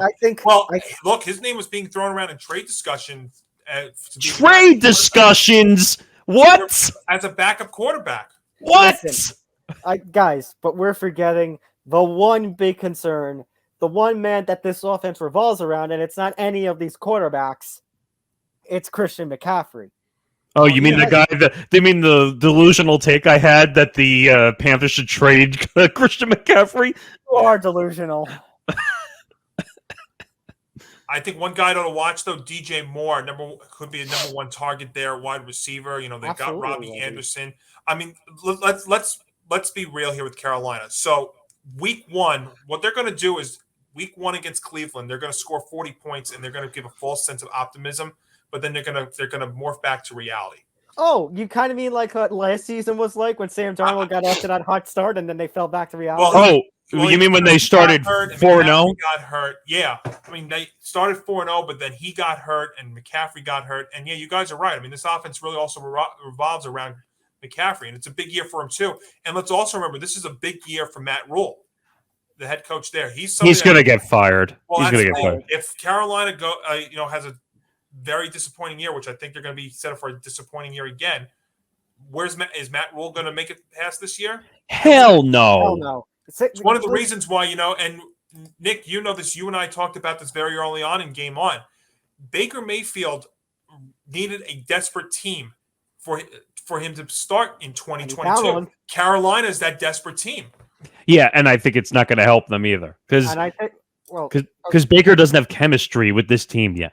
So their over-under is 6.5, and I say under. Yeah, this is going to be bad. It's going to be under. I think they might win 3 or 4 games. Maybe. I think they're going to be a little bit better than that. You have to remember, they're probably, I'll give you at least 1, if not 2 wins against Atlanta. So I will give you that. You don't think they're going to win 7 games, right? Because that would be over. I can't say. I don't know what Baker's going to be. Is he healthy? Johnny, come on. Well, I'm trying to be real. If Baker is what he was a couple of years ago, and he's going to be out there to prove the naysayers wrong, and if McCaffrey is healthy and he's going to give you a full season, Could they give you 7 or 8?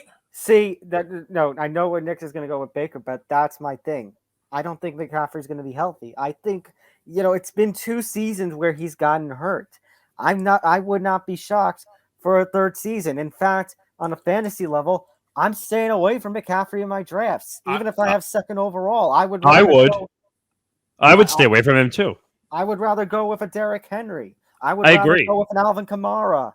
Like, I can't trust McCaffrey. I think that's my issue.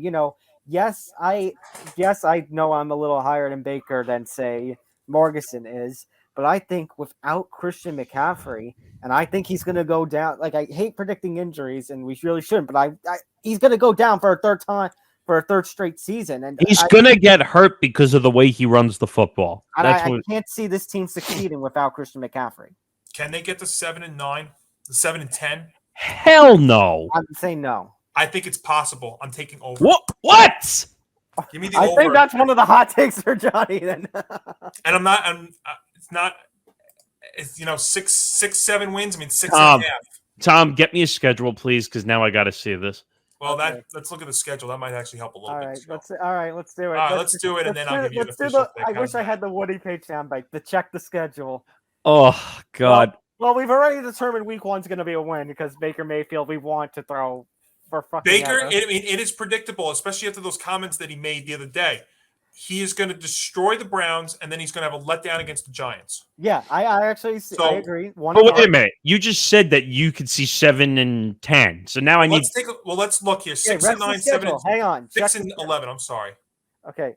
Hang on. No, so it'll be 7-10. Remember, it's a bye week. There's a bye week. They're going to lose that. Okay, so right, let's check see the here. schedule. Browns, Saints, Cardinals, Niners, 49ers, Rams, Buccaneers, Falcons, Bengals, Falcons, Ravens, Broncos, Seahawks. Jesus, guys, that's a tough schedule. You know what? What's the number one more time? I'm sorry. 6.5. 6.5. 6-11, 7-10. Boy, it's really tight. Can I? I'll be honest, and I don't blame Johnny for being tight because this schedule. I think I have a perfect book title that goes along: A Tale of Two Cities. You've got some crap teams like the Falcons and the Deshaunless Browns, and the Seahawks, and then you get to play the freaking Cardinals and 49ers and the Bucks and the Rams. Like, this team is like, you get to play crap, and then you get to be crap. They could be one of those polarizing teams because, like I said, with Mayfield and McCaffrey, if those two guys are healthy and they're motivated and they play throughout, they're a 7-win team. But I think regardless, so Johnny, I need to find. I mean, even last year, as crappy as they were last year, they had 5 wins. I say 7-10. I'm going over. Okay. Oh. All right. Here's the issue, though. By guys. accident, and I don't care if Baker's 50%, they're better at quarterback than they were last year. All right, that's a start. You're saying he's better than Darnold? Yes. Yeah. Yes. I agree with that. Baker's actually shown something. What Sam Darnold hasn't shown you anything. He's true. I mean, think about it though. The Jets somehow got draft picks for him. They made 2 fleece trades. As bad as people want to talk about the Jets, you know what? They made 2 steals of trades with Darnold and with Jamal Adams. So you know what? You're forgetting one more thing. You're forgetting the labrum injury with Baker also. And I think that's what, not to make excuses, but I think that was a big reason why he struggled last year. He shouldn't have played. Tom and I talked about this. But there's a whole thing to that, too. There's also about how the organization handled it, too. Well, I was going to say, as the organization, you should have said, you are not playing. You gave him the choice. And I think, actually, that hurt the value of what they could have gotten if he had just sat. I agree. The Browns were the Browns. His attitude also hurt him as well. We will get into the Browns. Yeah. But, guys, the one thing that saves the Panthers is this team. This team is not going 7-10. How did this team win 7 games last year? Well, they had Matt Ryan still, but yeah, there's not much to talk about here. Well, I think it's very simple, Nick. And I will say this is the worst team in football. I agree. 2022. Look at all those subtractions, and not even to mention too. Calvin Ridley not playing the entire season this year as well. By the way, speaking of game shows, that was perfect with Johnny being Absolutely. You knew that because I'm here. here. But So this, your over-under for the Falcons is 4.5, and I want to laugh at that. Come on. This is one of the easy. This could be one. This is a steal of a bet. 1 to 2 wins maybe for Atlanta. No, I'll give my Falcons prediction right now. One One win. One win. Number one pick. One win. Number one. this is going to be bad. Get the bags out for Atlanta. There's going to be a lot of bag heads at the what's the name of the stadium now? This guy stinks. Yeah. Team. Is it Mercedes-Benz Stadium? Don't they have two of them? They have two of them, don't they? The question's going to be when is Desmond Ridder starting for the Falcons? By week 9 or week 10. Oh no, I'm going to say like week 4 or 5. It's not going to take long. And then Marcus Mariota is going to end up on the street somewhere. The Saints. So 9-8. Malcolm Jenkins gone. Quan Alexander gone. Marcus Williams. Teron Armstead. They've added Andy Dalton, who will now be the number 2 to Jameis Winston. Chris Olave, new weapon at wide receiver. And Alvin Kamara, it seems like will actually get to avoid suspension unless something happens with this freaking Tony Busby being hired as in a civil lawsuit against him. Of course, because again, the NFL, but we don't have time to get into that now. But here's the thing, guys. I'm sorry to say, I don't believe in Jameis Winston. I don't either. I really don't. Yeah, see, this is a tough call, and this is another reason why you can make the case for Carolina being an over. Yeah, if Jameis is what he was like a couple of years ago, then perhaps we're talking about it. It's such a weird thing because it seems like they're rebuilding and also contending at the same time. You're another one. The John Mara syndrome. Well, yeah, but Sean Payton not being there, it's going to be a very very interesting first year for Dennis Allen. Boy. Look at the number, though. The Saints are 8.5. I can't see them with a winning record this year. No way. No way. And then if somehow Alvin Kamara gets suspended this season, that's only going to be worse. If he gets suspended, then their season's over. It's over because they don't have weapons. And Michael Thomas, who I think is just coming back now. Michael Thomas, yes, is back, but I don't believe in him either. It's been how injuries long over a season. Yeah. I think they kind of man, it's a tough call. This is bad. It's going to be under. Let me look at my records that I have here. I mean, I think they're only going to be like 1 or 2 games better than Carolina. Yeah, I think they are better than Carolina, but they could be sneaky in a couple of games too. You think maybe there'll be one game where they do give, like they did last year, they give the Bucks a challenge? No, I mean, but that's divisional games. But as a whole, against the whole NFL, I don't see it. 8-9. 8-9. So that's under. That's under. That's under. Yeah, I have them under. Let's get this one over with. They've re-signed all these guys after Tom Brady thought that Tom Brady was going to be gone, but then said, "Hi, I'm back after 40 days. I took a little vacation and everything." Don't mind me. I decided that I was bored at home and I didn't want to be around my supermodel wife and my kids. And you know what? I might have went on The Masked Singer while I was at it. I'm not telling anybody, and I'm just going to go on Twitter and I'm going to be on a motorcycle wearing a mask. But yeah. Now. I won't lie. This team is a little weaker on paper. Losing Gronk, losing JPP, Richard Sherman, OJ Howard. But compared to what we've just talked about, this division is a JOKE joke.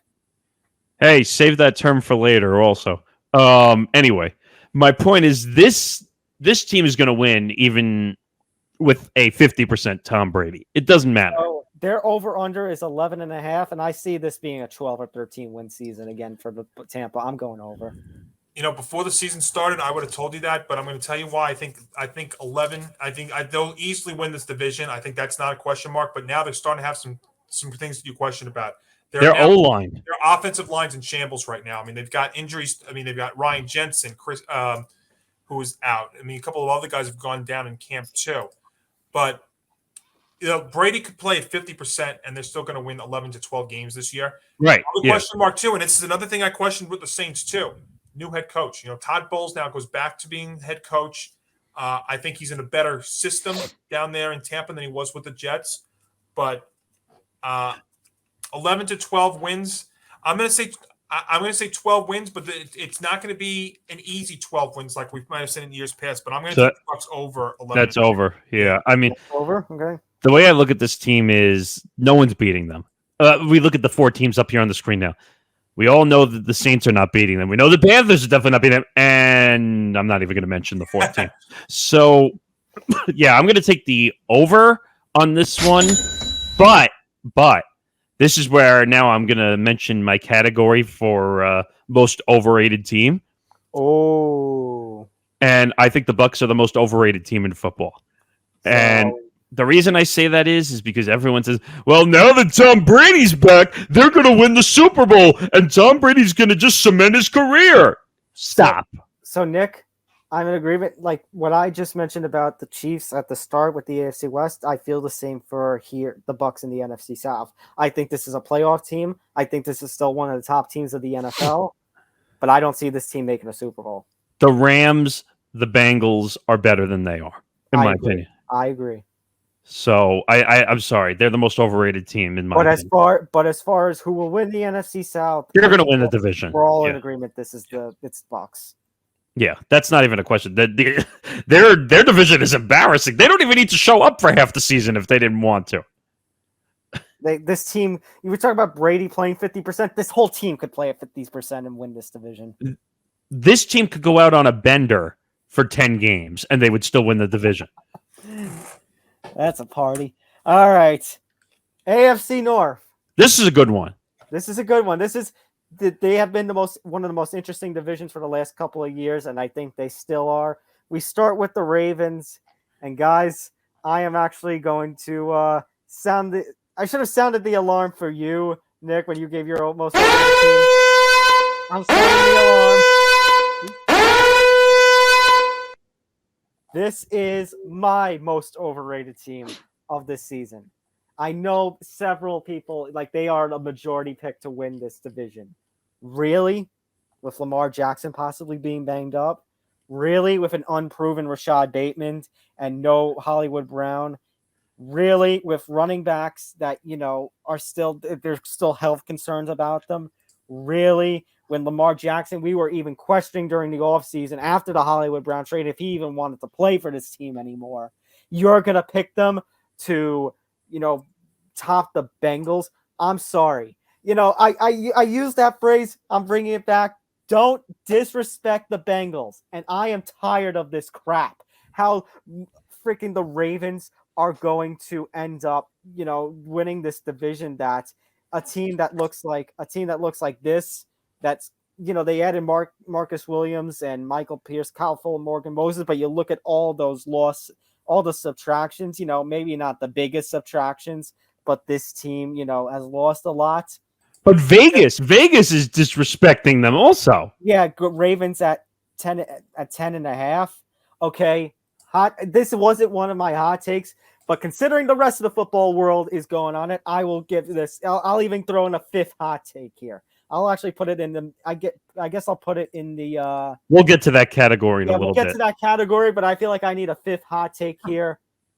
The Ravens are missing the playoffs. Oh, they're not even winning the division. They're not even making a postseason. I don't believe it because I think that this team is going to get hurt again. And Ravens, you're going to be saying bye-bye to Lamar Jackson in the offseason. I'm sorry. That one I agree with. I don't believe in this team. This is the beginning of the end for the Ravens. That one I agree with. Lamar's not worth the money that he's asking for at all. I think there will be another team that will be, as we mentioned, whether it's Jacksonville. Jacksonville is Lawrence, so they won't do anything. But whether it's a New York team, whether it's Seattle, Carolina, again, there is going to be a desperate team that will throw a bag at Lamar to the point where the Ravens say, you know what, we've lost all these pieces. We might as well just blow it all up. I'll give you one. The Texans. The Texans as well. I watch. We're going to see a news headline in the offseason. Texans signed Lamar Jackson to massive contract This extension. team, I'm sorry, everyone's picking. A lot of people are picking this team to win the division. This team is a joke. Hell no, they're not winning the division. Joke. And by the way, Vegas is giving them one more win than the Bengals. Vegas is giving them 10.5. What? 10.5 is the over/under. Hang on, I'm looking at my thing here. I have the Ravens at like 7 or 10 or 8 or 9. They're not winning 11 games. Sorry, not happening. All right, I'm going to meet you guys halfway here in this. Do I think they could win do I think they're a division winning team? I do not. Do I think they're a playoff team? I do. I think they are a wild card team.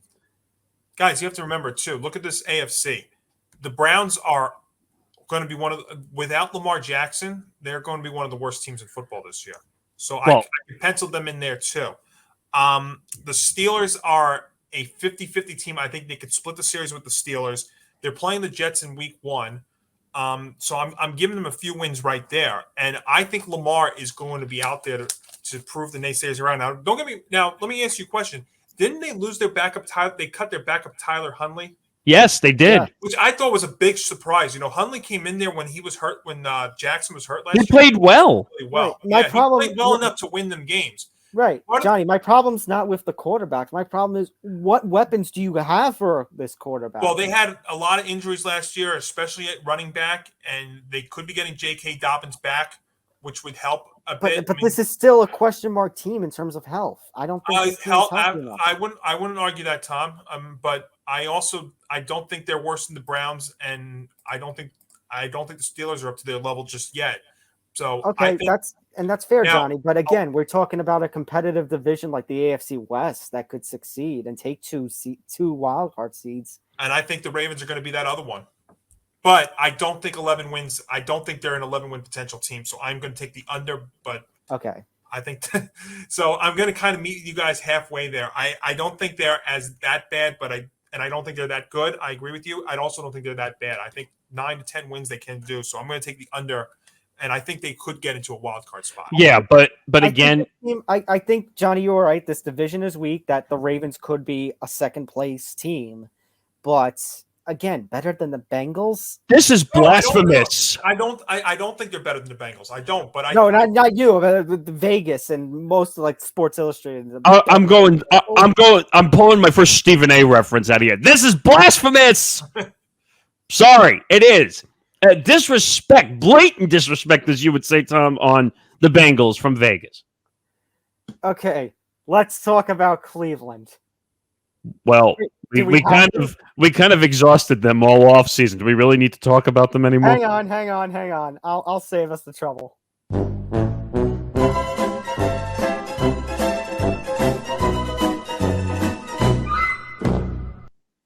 All right, the over/under is 8.5.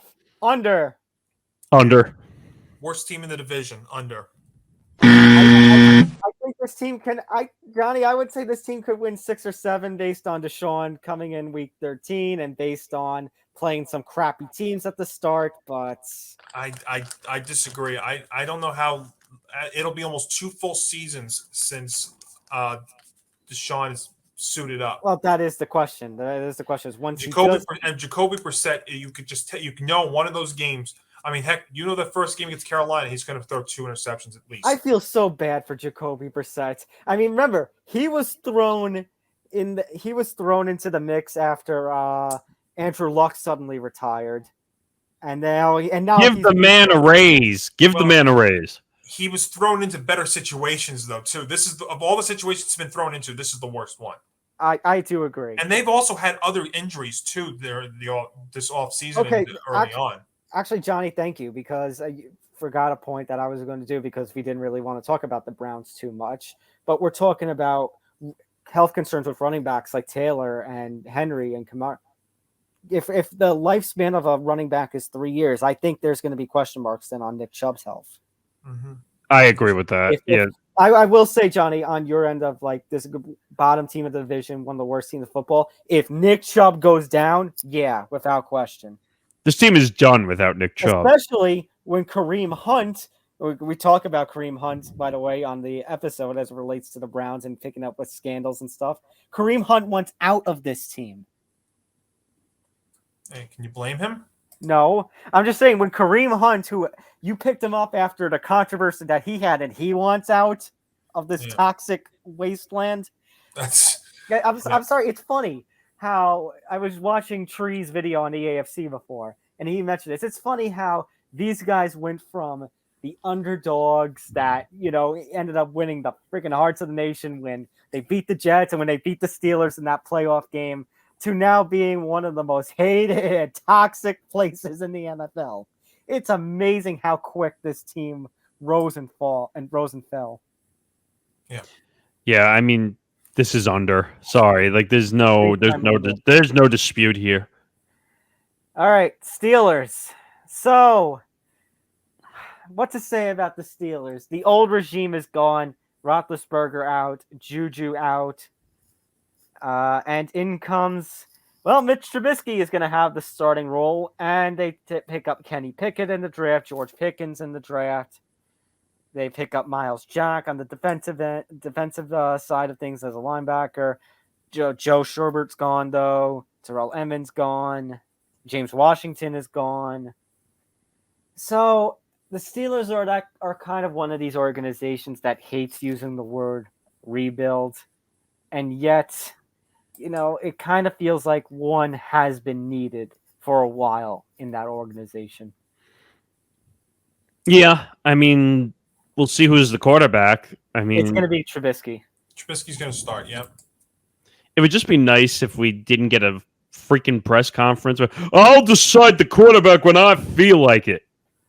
So the over-under in Vegas is a 7.5, and I think this is a 7-10 team. I go under, just under. I think this is under too, barely, but I think it's under. I think they're barely over. They still have some guys on the team. Don't forget on offense, they do have Najee Harris at running back. Tight end Pat Freiermuth is there.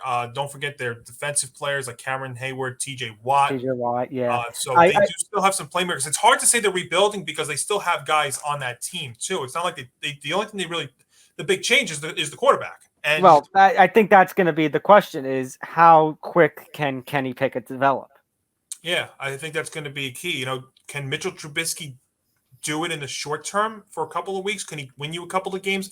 In fact, this would be a situation where you have to pull up the Steelers' schedule and see, can he get you a couple of wins in the beginning here?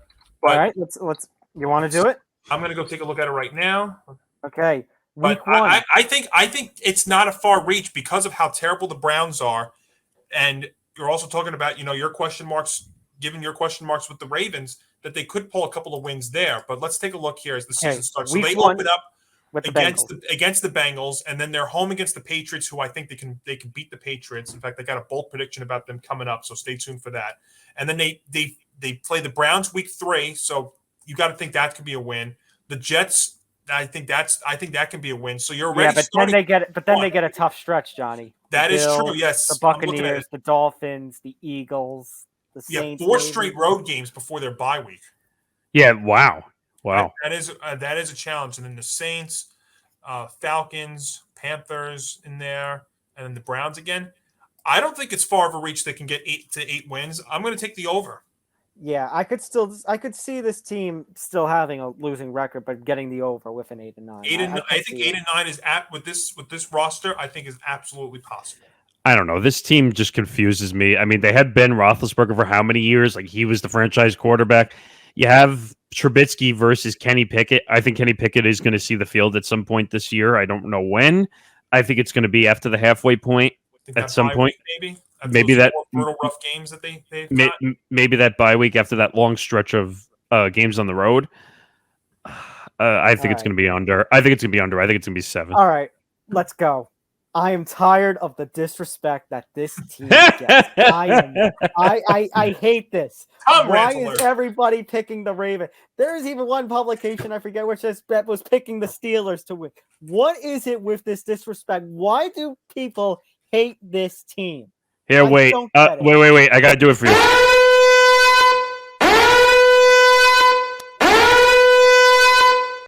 maybe they don't have CJ Uzomah at tight anymore. Maybe they lost a couple of pieces on their defensive end. But you know what they needed more than defense help? They needed offensive line help. And I think they kind of answered that with Lale Collins and Ted Karras and Alex Kappa. And you know what?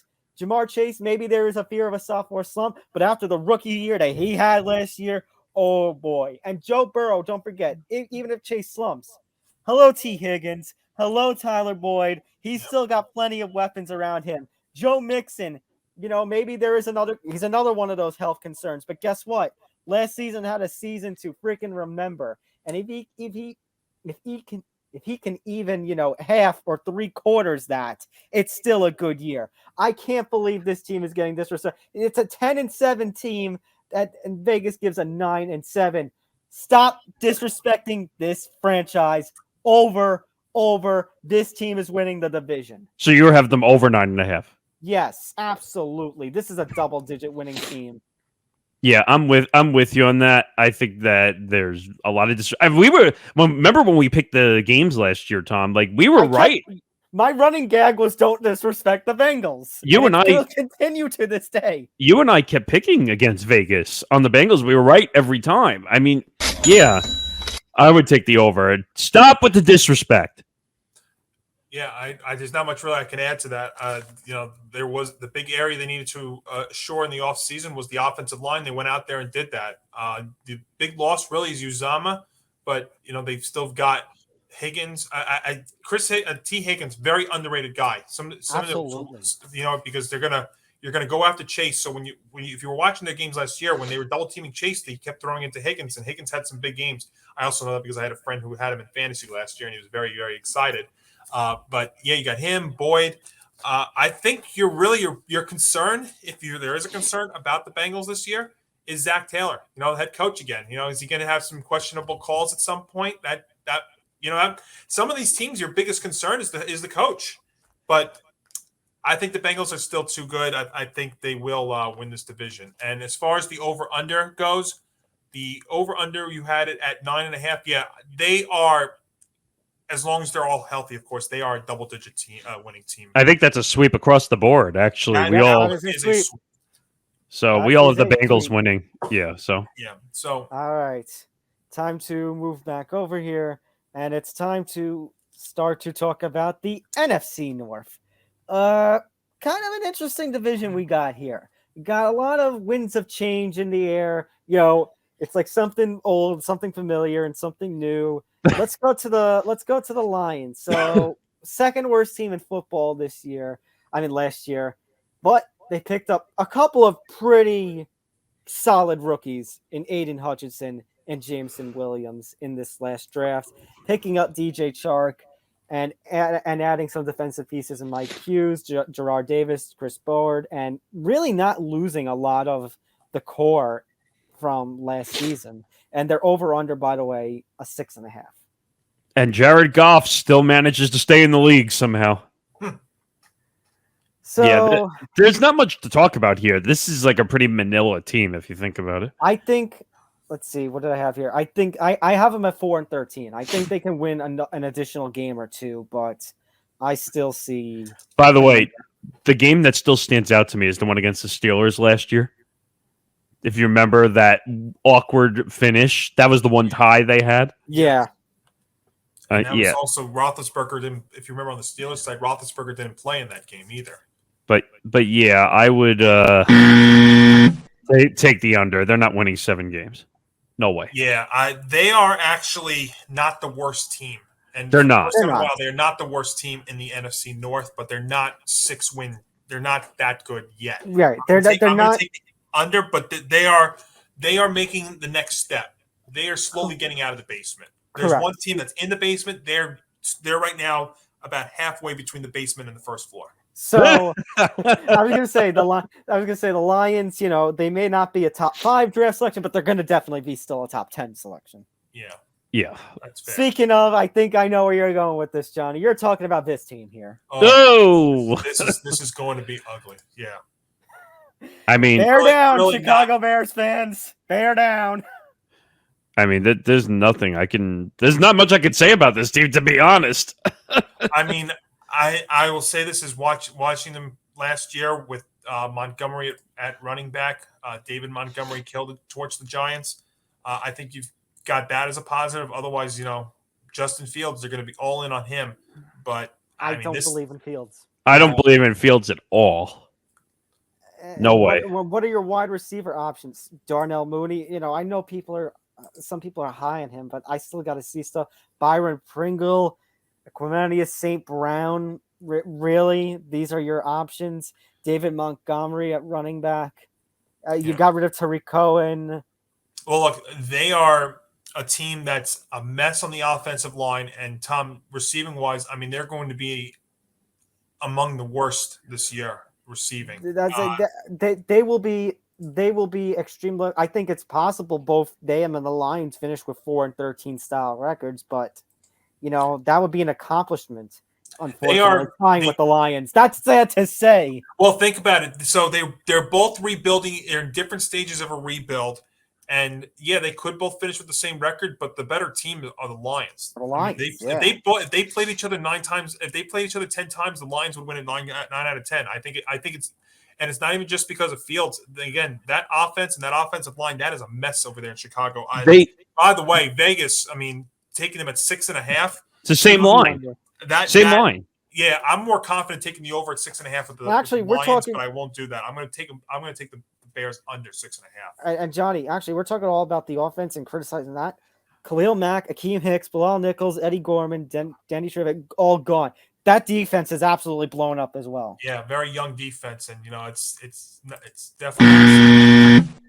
Yeah, there's no way this is going to be. The more I think about it, this could be one of the worst teams in football this season.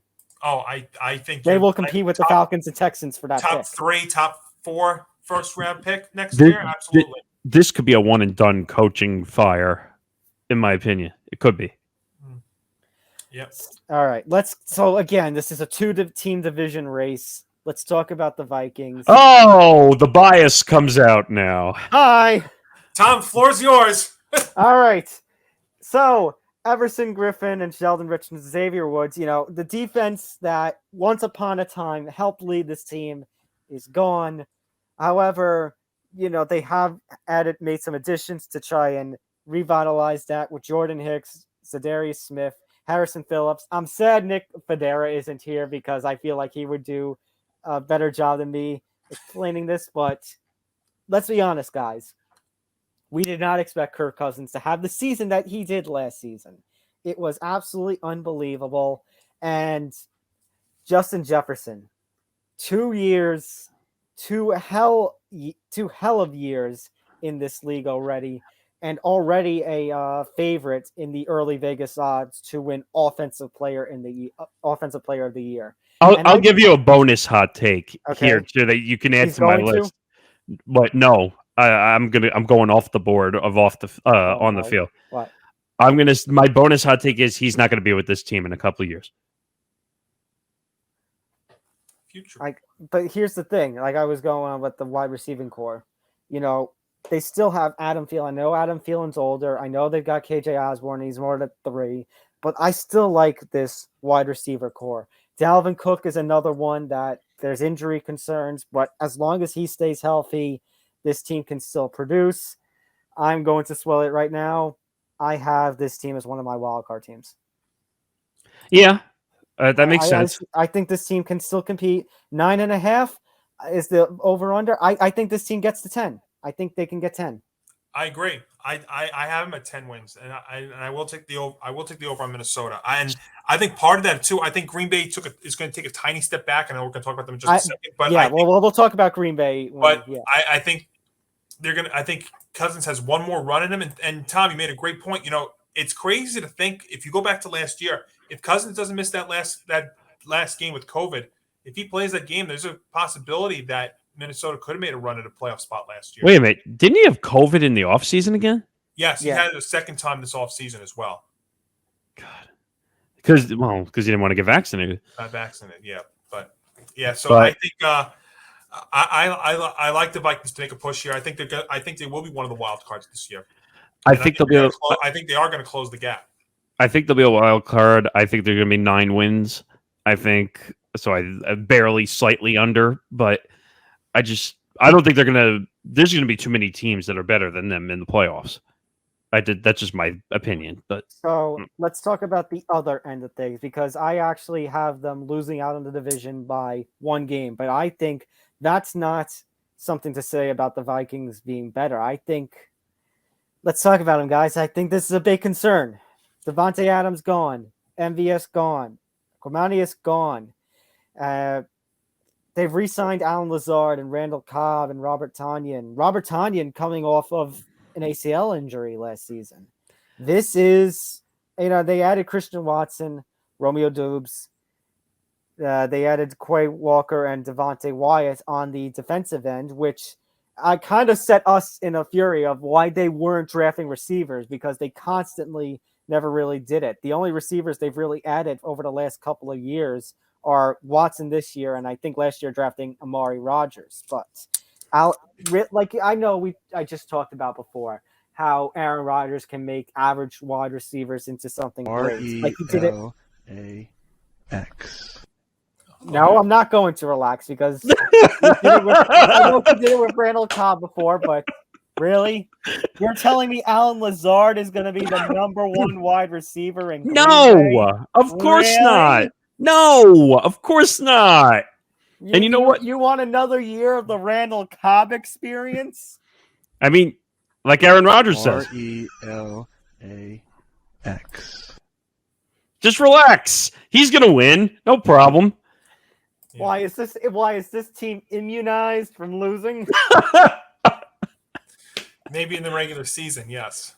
And playoffs, much different story. Yeah, Tom, the concern I have with the Packers, I think there's no question they will win the NFC East here. I think the gap's closed a little bit. I do have a concern about them though making a deep run again this upcoming year. And there's 2 reasons why. There's a big reason divided into 2 why. Depth. Their depth at the receiver and secondary, it's thinned out a lot. So if some of these guys go down, who you're gonna have other guys that never really have had the experience or as good stepping in there. Hell, Johnny, 2018, 2019, actually 17, 18, Rodgers himself went down. I'll give you this. There is one path. I know, again, injuries and stuff, but if Rodgers somehow goes down again like he did those 5-6 years ago, that is the path that the Vikings have to overtaking the Packers this season. Yeah, that's fair, and that's what I was saying in that loaded AFC West. If you have a quarterback that goes down for a significant period of time, it alters that entire division, and that's definitely fair to say here with Green Bay. If Rodgers misses some time, that could be the opportunity. But yeah, Green Bay's not deep this year. They're great, they're good, they're going to be a top team in the NFC, but they're not deep, and that's a concern. Yeah, I mean they're going to win 10 games. I think they're going to be right at that number. I don't think they're going to go over. All right, so they're 10.5. I think they can win 11. I think 11-5 is doable. So I will take the over. Yeah. All right, who's winning this division? So again, I think we're all in agreement. Packers. Yes. Yeah, the Packers are going to win. I don't think anyone really gives them a competition, to be quite honest. All right, AFC East time. Let me bring this back up here. So again, this is where we're going to shift a little bit with the AFC East. Like, I know the Jets were the worst team, but since it's our New York team, we're going to save that for the last. So we're going to start with Miami. Guys, Chase Edmonds, Raheem Mostert, Tyreek Hill. Tyreek Hill, the biggest addition here. Let's face it, guys. The player who is under the most pressure probably in this NFL season is Tua. Mm-hmm. Yep. That's not even a question. But you know what? I like the Raheem Mostert move because, with new coach Mike McDaniel there now, bringing in one of his former guys, I think it's going to help too. They're shaping themselves to really make a good push. I think they can go for a contend for a wild card. I don't think they're better than the Bills, but I think they're definitely going to be one of the more improved teams this year. I mean, and they'll go as far as Tua takes them. Tua starts to struggle. This is going to be an epic disappointment for them. I mean, Tyreek Hill is going to be 3 or 4 wins by himself, in my opinion. Absolutely. But looking at the number 8.5, I mean, do I like it? No. But for them to win, they're going to have to beat that 8.5 number. See, here's the thing. I think they really only get 8 wins. I think for some reason Tua is just not really going to be there. And considering what we were just talking about with the Ravens and company, I don't think it's too far-fetched, guys, to say if they're a 500 team and miss the playoffs like I feel, maybe they throw the bag at Lamar Jackson next offseason. Right, that's what I had said earlier. I mean, I don't know, well, whether it's the Texans or the Dolphins. If the Dolphins have an open quarterback position, then Lamar might go there. But I just don't. I think people are way overhyping this team, in my opinion. I don't think they're overhyping Tyreek Hill and his possibilities, but I think they're overhyping Tua a little bit. Well, let's also remember one thing too. Look at those key additions as well. They brought in multiple running backs, so now Tua doesn't need to be throwing 30 to 40 times a game. You know, he can be handing it off to Mostert, Edmonds there. You know, he's got a good pair at wide receiver with Tyreek Hill and Jalen Waddle. You know, as long as that offensive line helps out, and bringing in Armstead is a big help too. As long as that offensive line protects him, then you know Tua's got the pieces there to contend and be a above 500 team. Well, so I'm gonna go under. I'm gonna go 8 wins exactly. The over under is 8.5. I was gonna say 8 wins, but I was gonna say, Johnny, I don't even think it's that. I think they're trying to cover up the exposed weakness of Tua throwing the football. I think that's what they're doing there with the running backs. So I think it's under at 8. But you know what though? That's what a good team does though. You know, they help that out because you know what, if I understand you can't be you got to be multidimensional. But you know what, if they don't, you don't need him to throw 30 to 40 times a game. And by the way, can the Dolphins on social media stop showing Tua throwing the football down the field to Tyreek? They're trying to overhype it. That preseason game, that first pass that he made was amazing. As far as the over/under, guys, I'm taking over. I think they're a 9-win team. I really do. I think they finish second in this division, and I think they get to 9 wins. But the question, Johnny, is if they do repeat with a 9-8 record, like you say they are, do they stick with Tua, or do they see the possibility of a Lamar? Do they go for that? If Lamar is there, they're going to go after him. Lamar is there. I mean, that's a good spot for him to go to. That's an instant upgrade to them, at least. All right, let's talk about the Patriots. Okay, so the big losses were on the defensive ends. Well, not the position. I'm talking about on the defense. Deontay Hightower, Kyle Van Noy, J.C. Jackson, Jamie Collins. They picked up Jabril Peppers. They've brought back Malcolm Butler, Trent Brown, Terrence Mitchell. I did not understand what they did in the draft, drafting Cole Strange after they, at the 30th pick, when he wasn't even supposed to be a day 1 or even a day 2 selection. There was a lot of confusing picks in the draft. That wasn't the only confusing one. Well, that was, no pun intended, strange. I think I'm learning from Federa. That's not good. Yeah. I think there's still the over-under, but the over-under is 8.5. So they only need a winning record, and I think they could get that. Yeah, this one's a no-brainer. I would take 9 wins and take the over here. I mean, it's the Patriots. This is I'm sorry, Tom. I was gonna say I still believe in Mac Jones. I still believe that he can produce. I think the Patriots can contend for that last wild card spot that can kind of usurp, one of those AFC West teams. Nick, I agree with you. This is a no-brainer. Tom, I agree with you. I trust Mac Jones. This is an under. It's not going to be double-digit wins. I'm taking the under. No, I think they're under 500. And in fact, what? You want me to go? You want my bold take? What? I think this is going to be an epic, disappointing year for them. I don't know what the heck they did in the draft, what they're doing in this off season.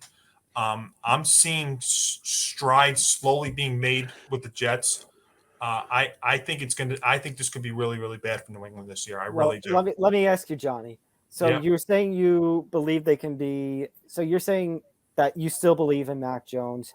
You say that it's still an easy selection. Where do you see it on? I trust Mac Jones, but I don't trust the rest of that team around him. I think there's a lot of problems there. Josh McDaniels not being there anymore now on the offensive side of things changes things up for them. them. You see it on the O-line? Yeah, I see problems with them. Yeah, absolutely. I think that. I don't know how great this defense really is. I think there's going to be a lot of trying times up there in New England. We'll see. I would take the under. I think the Dolphins are going to be that team that rises up, and I think the Patriots fall down in a big way. All right, Nick Morgasen, you're. Oh no! That's right. We're saving that for the end. So we go to the Bills themselves. I think this is the opposite. This is a very easy one in terms of what they can do. The over under is 11.5. I think they can be a 12 or 13 win team. I think adding Von Miller, OJ Howard, Jordan Phillips, Jamison, out with Emmanuel Sanders and Cole Beasley, but Jamison Crowder is still a decent second, third wide receiver option. This is obvious. I mean, there's not much. Gabe Davis, by the way, going to be one of the most underrated players of this. This is obvious. I mean, when you have Josh Allen leading the way as one of the top quarterbacks, no one's talking about him, by the way. Underrated quarterback, in my opinion. I know that's a weird sentence to say, but this is pretty easy. This is over, and we can pretty much say they're a division winner.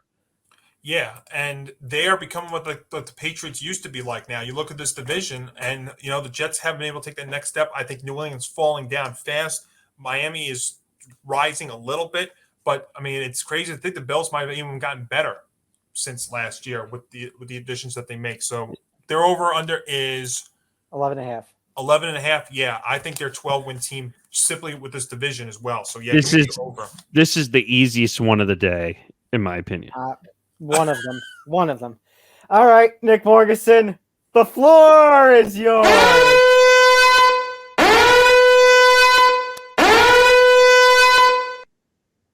Yeah, this is not going to be good. I'm just going to warn you up front. I'm looking at the number and I'm like, how? The over under, but for the people out there, 5.5.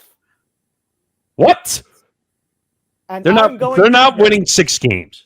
I'm going under. I think they are what did I put them at? 4-11. Oh no, wait, 4-11. 4-11. No, I guess I listed like all the games, and I guess a couple of them didn't register. So what is it? 4-13, 4-13, maybe 5-12. Wait, so like last year? Yes. So you know what the problem is with Zach Wilson missing at least the first week of the season? I mean, that kind of hampers what my plan was for the Jets. But I like what they did defensively in the draft. I mean, I thought they had one of the better drafts. And, when they traded up. They traded up in the draft to get Johnson. Defensively, I thought they made some good picks. Sauce Gardner, I think, is going to be very, very good. I like the signing of CJ Uzomah.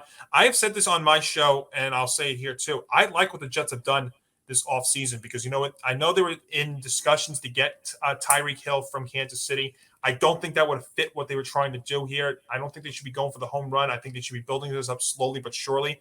I think their biggest question mark this year is going to be how is Zach Wilson going to be? If Wilson takes another step forward, the Jets can win 5 to 6 games. The problem is going to be, you rely. Can he be healthy? You got Flacco starting.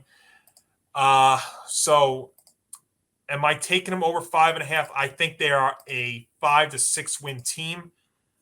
I think they are just barely an under, but that is an under. But I will say this too. I think there is potential because of the Jets. I think there is a possibility you could be looking, and I know could be my bold pick, and this is going to be a very bold one. I think at some point, couldn't it even be this year? I think the Jets could top the Patriots. I think the Patriots could be the worst team in the division. I think it is getting to be that bad there in New England, and I think the Jets are slowly making strides. It's going to take time. That's the thing. To think we could have said that. To think that those words could have been said 5-6 years ago. I think, Johnny, I do like the additions of Uzomah and Conklin and Zerline. I do like Sauce Gardner and Garrett Wilson. I do like what they're doing too, but I need to see it. Constantly with the Jets, it's been talk and no show. This season they need to show. Well, that's fair. And you know what? Wilson's got to be out there on the field. I'll tell you, if Flacco was not on the team, if Mike White was starting, one of the reasons why I'll tell you they're probably not starting Mike White is they don't want to start a quarterback controversy. Even though it was a very short sample size. But I think they're building up slowly here. The problem is they're running into teams that Patriots for all those years, and now Miami's taking major steps forward, and the Bills obviously have taken the major steps forward. But I think the Jets are taking steps to the point where they could be better than the Patriots. Zach Wilson is going to have more picks at the bar than he is going to have on the field. Okay. I know, and Nick wants them to go 0-17 so they can get rid of Wilson. I know. I do want them to go 0-17. So Johnny, I want to know who you think has the crazier take. Nick Morgasen wanting his team to go 0-17, or Nick Federa picking the Patriots to somehow top the Bills. I think Federa's pick is and I wish Federa's is a little bit crazier. Woo! I don't know why I'm cheering about an 0-17 team, but yes. Yeah.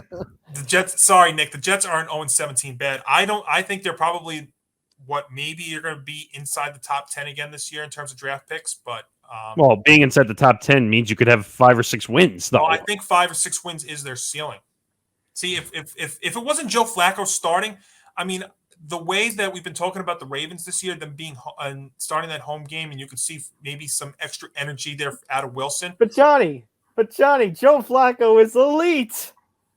Yeah, it's also the year is also 2022. Why the fuck you lying? Why you always lying? Oh my God! Stop fucking lying. So I think that we're mostly in agreement for the order there in the AFC East, right? Yeah, Buffalo, and to give Nick Federa some credit, he does have Buffalo as a wild card team, so it's not like he's. Oh, that makes no sense. Josh Allen's going to miss 6 to 8 weeks. Then he's saying, right? And even still, I think they can still win 9 games if that's the case. All right, the NFC least. Here, wait. You said NFC least, right? Yes.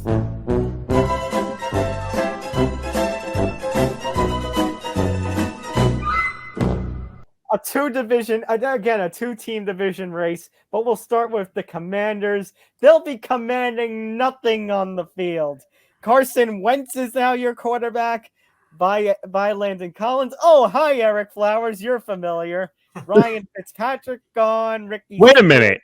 The scary part is they have a 7.5 over under. Yeah. No. Especially There's with a chance. Okay, you want me to go crazy? There's a chance this team could be just as bad, if not worse, than the Giants this year. That's not saying much. I'm not ready to go there. I think they're better than the Giants. I think Carson Wentz, to be fair, was a better quarterback than anybody that Washington had last year. Actually, the scary part is the Giants and the Commanders have the same line for over under. I could see both 7.5. 7.5. Both Washington and New York having. What's that? I said I could see Washington and New York both having 5 or 6 win seasons. I disagree. I think Washington's better than that. I think the Giants I don't think are. I think Washington's a little bit better. I mean, they're more stable. They're more stable at the quarterback position. Are you willing to go over the 7.5 then? You think they can? No, I think they're actually the same. I think Washington's record is going to be exactly the same. I think it's going to be 7-10, so that would be an under. But they're just more stable at quarterback, though, than they've been in years past. I feel like Carson Wentz? Carson Wentz's numbers, guys, before his last – see, everybody focuses on that game against Jacksonville in Week 18 last year. He was actually – his numbers were better than anybody at Washington last year. I think but you're calling him a long-term solution. I don't think. I don't know. I didn't say long-term solution. I'm just saying for this year. We're just going by this year. I don't know if Wentz is a long-term solution. I can't go there. They traded a little bit for Carson Wentz. They traded a few. So if he's not at least a 2 or 3 year solution, then that's a waste of a trade capital. Well, I mean, I think they wanted stability at the quarterback, and maybe they think Wentz can give him a couple of years. Carson Wentz and the word stability don't belong in the same atmosphere. I'm just talking from the Washington, from what they're probably telling you. I'm not ready to go there. I don't know. Okay, I was going to say, Johnny, I can understand saying that the Commanders are still better than Giants, but I can't. I don't believe in Carson Wentz anymore. I would take the under on that one. I am taking under. Yeah, I think 6-7 wins is probably what you're going to expect there from. Oh, goody! More rivalry for New York. Let's talk about this team. They had one big addition, and you know what? That one addition really won the freaking What? AJ Brown? AJ Brown. Yeah, I'm not surprised. I mean, but I still don't trust the quarterback situation there. I believe in Jalen Hurts. I think don't. This is a year he'll develop. He's got to do a lot more growing up if he's going to lead this team, though. Okay. Then I think this one's going to be a bit of a bold take. I think the Eagles will win I think the Eagles will top the Cowboys and will win the NFC. I mean, I agreed with you, actually. I think I took the Eagles to win the division because I just don't trust the Cowboys, which we'll get to in a moment. But I don't know. I don't trust everything on the field. It's not like they have Nick Foles in there again winning Super Bowls for them. Yeah, it comes down to Jalen Hurts. It's simply as that. And you know what? They got a stud line there. They got good defensive players they brought in. James Bradbury, who I loved as a Giant, he's over there now. Fletcher Cox, they re-signed. Yep. But so I like what they've done at both sides of the ball. I like their receiving duo that they have there with A.J. Brown and Devontae Smith. It all is going to come down to the quarterback play, and I think Jalen Hurts is going to do enough to help them win that division. And let's see, Philadelphia's number is 9.5. Yeah, they are a 9 to 10 win team. I think they are a 10-win team. I'm going to take the over. I am as well because I don't trust Washington. I mean, I think they'll get a couple of wins, a win or two against Washington, the Cowboys, and the Giants. That division will help them get a couple of wins right there. So I do trust Hurts in the system that they are in there in Philadelphia. So I will take the over. I think they're going to butt heads with the Cowboys. I don't think the Cowboys are going to win the division, but I think that's going to affect some of their record. You're right. It's Eagles or Cowboys. It's two divisions. But I don't know if they're going to win 10 games. I mean, that's asking a lot out of the Eagles. So I think. Would you say under at 9-8 again? Yeah, I would say that they're going to win that division at 9-8. That division has never won. God. The NFC least is no more, guys. I mean, they've got a winning team there now. Yeah, okay. And I think the Eagles could be a second one. I believe in Hurts. I do. Yeah, but I don't think a 500 record wins that division, to be honest. 9-8. 9-8 can do it. Let's talk about the Cowboys then. Let's talk about that other team. How about them Cowboys? This team has just had too many losses for my liking. They have basically, like, Jerry Jones has actually tapped out. And look at that. Jarwin's gone. Gregory's gone. Zerline's gone. La'el Collins is gone. They added James Washington and Dante Fowler. Two pretty good guys, but that's all. Basically, Jerry's saying, maybe I'm tapping out on a lot of these guys, but you know what? We're still the Cowboys, and how about us, Cowboy? We're gonna still win that division. I love that every time. The impression just gets better and better. I mean, one of my bold takes, I'll leave it for when we do that quickly at the end, but Dak's got to win, and he's got to play well, like really well, if they want to compete. So the over-under is 10.5, and no way. I only have them at 10-7. I don't even think they win 10 games. Win 10. I think this team takes a step back with all these losses. If we have Philly winning the division at 9 or 10 games, then the Cowboys. That's you. That's you. I think Philly could win 11. I think they could win 12. No way. No, not even a chance. I'm going to add one more element into this conversation with the Cowboys. Do you guys trust Mike McCarthy in a big spot? No. Then that's another reason you take the under with Dallas. Yeah, you got to take the under big time. I think the Cowboys again. I think they could compete for a wild card, but the division. I think this is the year Philadelphia trumps them. But for the Cowboys to have a 10.5 over under, that's egregious, in my opinion. That's a little much. All right. Oh, here we go. Save the worst for last. Got it. Say that as a Giant fan here, folks. Yep. Yeah. Jabril Peppers gone. Evan Engram, bye. Get out of here. Don't let the door hit you on the house. Nate Solder, the same goes for you. You mean the amount of money they gave him? Yeah. This is going to be bad. This is going to be bad. Let's say this. I love the fact we've brought in Kayvon Thibodeau, Evan Neal, Wandale Robinson, Daniel Bellinger. Kind of maybe a sign that we're actually going to, and funny enough, like another New York team here over at the Madison Square are going to hopefully do things right. Guys, Sterling Shepard is the longest tenured Giant right now, and he came in 2016. Yeah. The second longest tenured is Saquon in 2018. This is a team that is turning towards youth, and it's a move that's needed.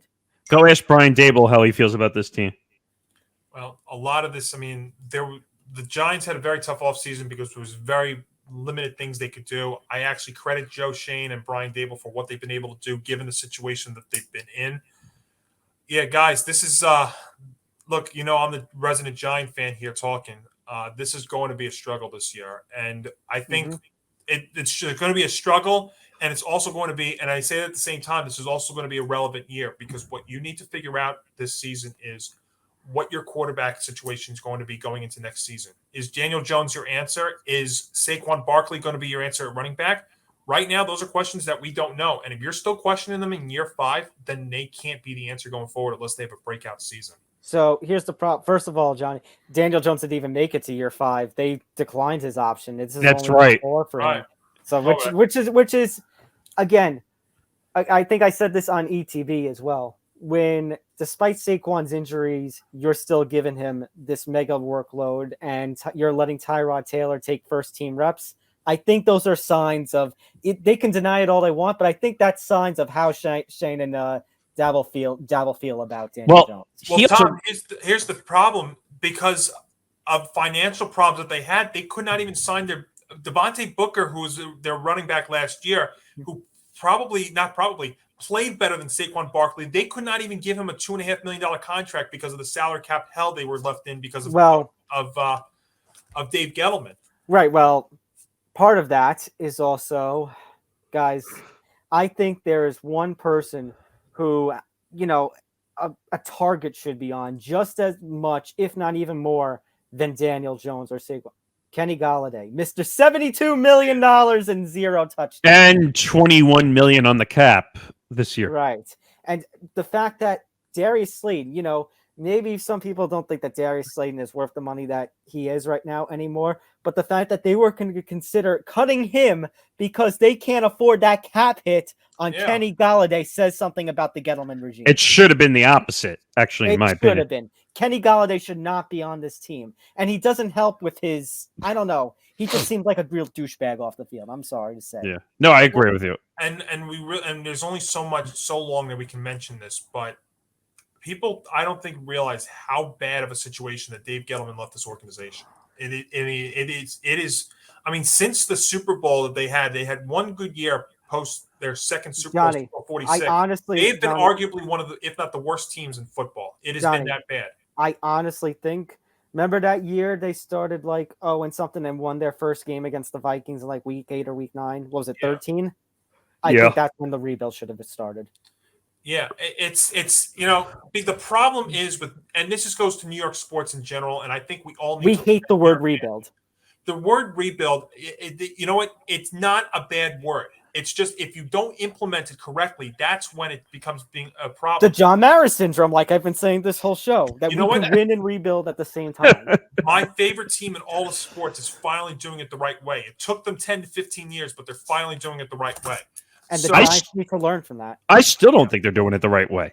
Well, we can save that for another show. But yeah, here's the thing is, one area the Giants did improve in is backup quarterback, because let's say that Daniel Jones struggles this year. He got carted off the field. Well, they said he's going to be okay. It's not a serious injury. Now, Kayvon Thibodeau is going to be out week 1, but Tyrod Taylor could be back there. And this is going to be one of the, and I think you guys even had this as a bold take. I'm going to have this as a take too.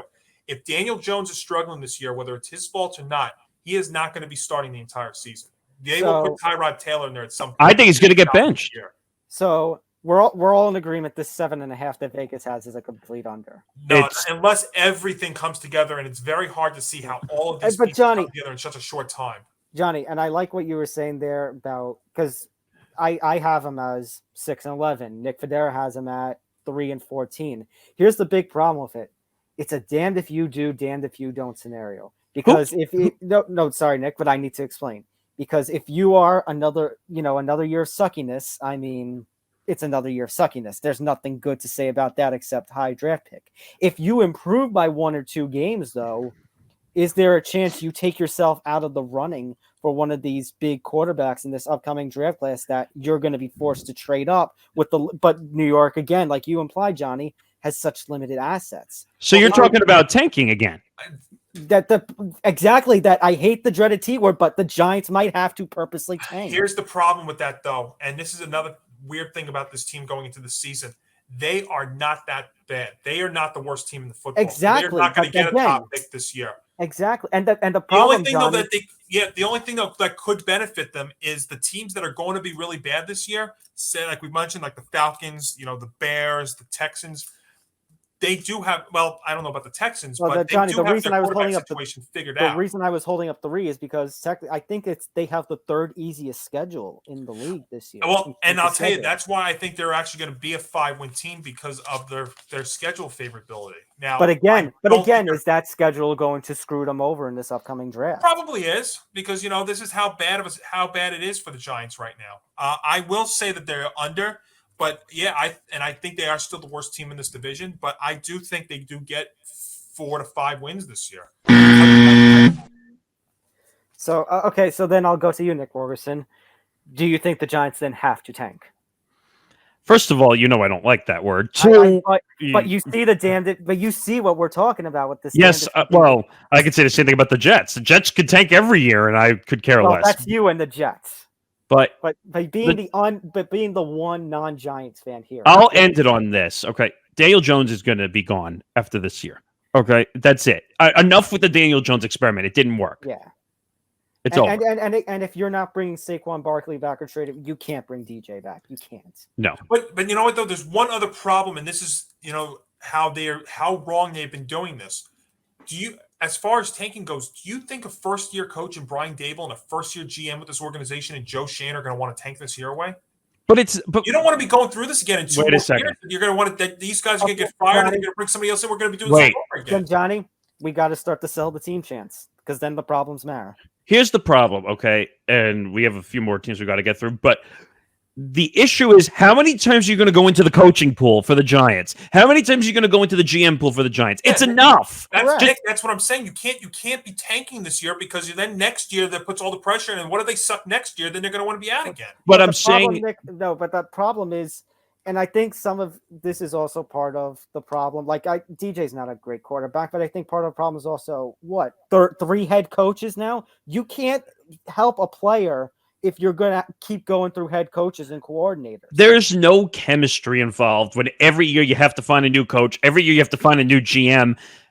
I mean, it's like and Johnny, you can relate to this. The Knicks. How many times have they replaced a GM and a coach? There's no chemistry. Mara and Tish have to eat the shit and just be patient because this is not going to be. They keep talking all they want. This will be a 1 or 2 year rebuild. You are not the New York Yankees. This is not even a rebuild, guys, because if they're technically doing a rebuild, they are doing this the wrong way. A total rebuild means everything has to start over. They are not doing that.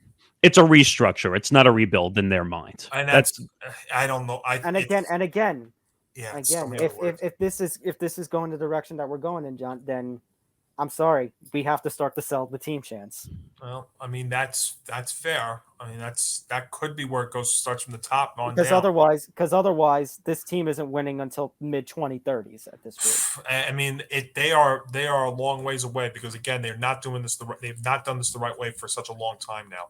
So what are you guys going with? I'm going for this division. I'm going with the Eagles. I think the Cowboys have Nick Federa's going with the Cowboys. I think the Cowboys have had too many losses. I know even if you are questioning Jalen Hurts still, I think the Cowboys have too many losses that I can't see them winning. I got the Eagles. I'm going Eagles. Yeah, Eagles for me too. I mean, even if Jalen Hurts is playing at 75%, I mean his team is better positioned right now. All right. So we've gone through all the divisions. Questions now are, who are your wild card teams? So for the AFC, I'm going with the Chargers. I'm going to go with the Raiders, and this might be a surprise, but I still believe in Mac Jones. Johnny's going to completely disagree with me on this. I think the Patriots will usurp the Broncos for the final wild card spot in the AFC. I'm with you. I'm on that same track. I think you can't go against the Patriots. Yes. 3 wild card teams. I'm going Chiefs. Because you picked the Chargers. Yes, because I picked the Chargers. I think the Ravens get in because I think they're going to get to 9 or 10 wins, and I had the Broncos, but I don't think they can get in. You know what? I'm not going to take the Broncos because I had them under 8 or 9 wins. Are you going Raiders? I'm going Chiefs, Ravens, Dolphins. I think only 2 teams. I think only 2 teams get out of the AFC West. Okay. It's NFC. very close though. NFC. You know, as much as we're questioning the Cardinals and saying it's going to be a disappointment, I could still see them sneaking in as a wild card. Well, the 3 of us did. Nick and the 2 of us took the Cardinals. Yeah. I see I said the Vikings before, and despite losing the division to the Eagles, I'll still go with the Cowboys. Yeah, I think we're on the same page with that. Yeah, Nick Federa is... See, he still has the Eagles as a wild card team, even though he said the Cowboys are winning. So we're all kind of on the same page. Yeah. Johnny? Vikings is a wild card for me. What else do I have here? Cardinals, yep. And because I just don't trust Lance and what they're doing over there. And it's either going to come down to the Cowboys or even, dare I say, the Saints. Will you go with the Saints, or are you going to go with I'm going to take the Cowboys. I think they're still in a better position than the Saints. Makes sense, yeah. All right, so those are our wild cards. So we've gone through. We're not going to get to overrated, underrated. Let's go in the order I have it in here. So who will receive the number 1 draft pick? I already said Falcons. Nick Federa went with the Lions. Nick Morgasen, you said Falcons. Johnny, are you? I think the Falcons. That roster is so. Falcons 1, Texans 2. I think is the consensus. That's what I had. Yeah. Most overrated team. I went Ravens. Nick Federa actually went with the Cowboys despite giving them the playoff spot. I think that's just because of all the attention they get. That's why I think it is fair, I guess. Nick Morgasen, you went Bucks. Johnny? Most overrated team, I would say. I mean, Dallas is always overrated. But you want to go Cowboys just because then? Yeah, I'm gonna say the Dallas. All right. Most underrated team. Nick Morgasen, you said Raiders. I said, stop fucking disrespecting the Bengals. Nick Federa went with the Titans. He still believes in Tannehill and Henry and all of them. I mean, Johnny, get into the playoffs. I mean, they could win that division 8 or 9 wins. Yeah. Most underrated team. Tough one. I mean, yeah, it's a tough one because you know what I think.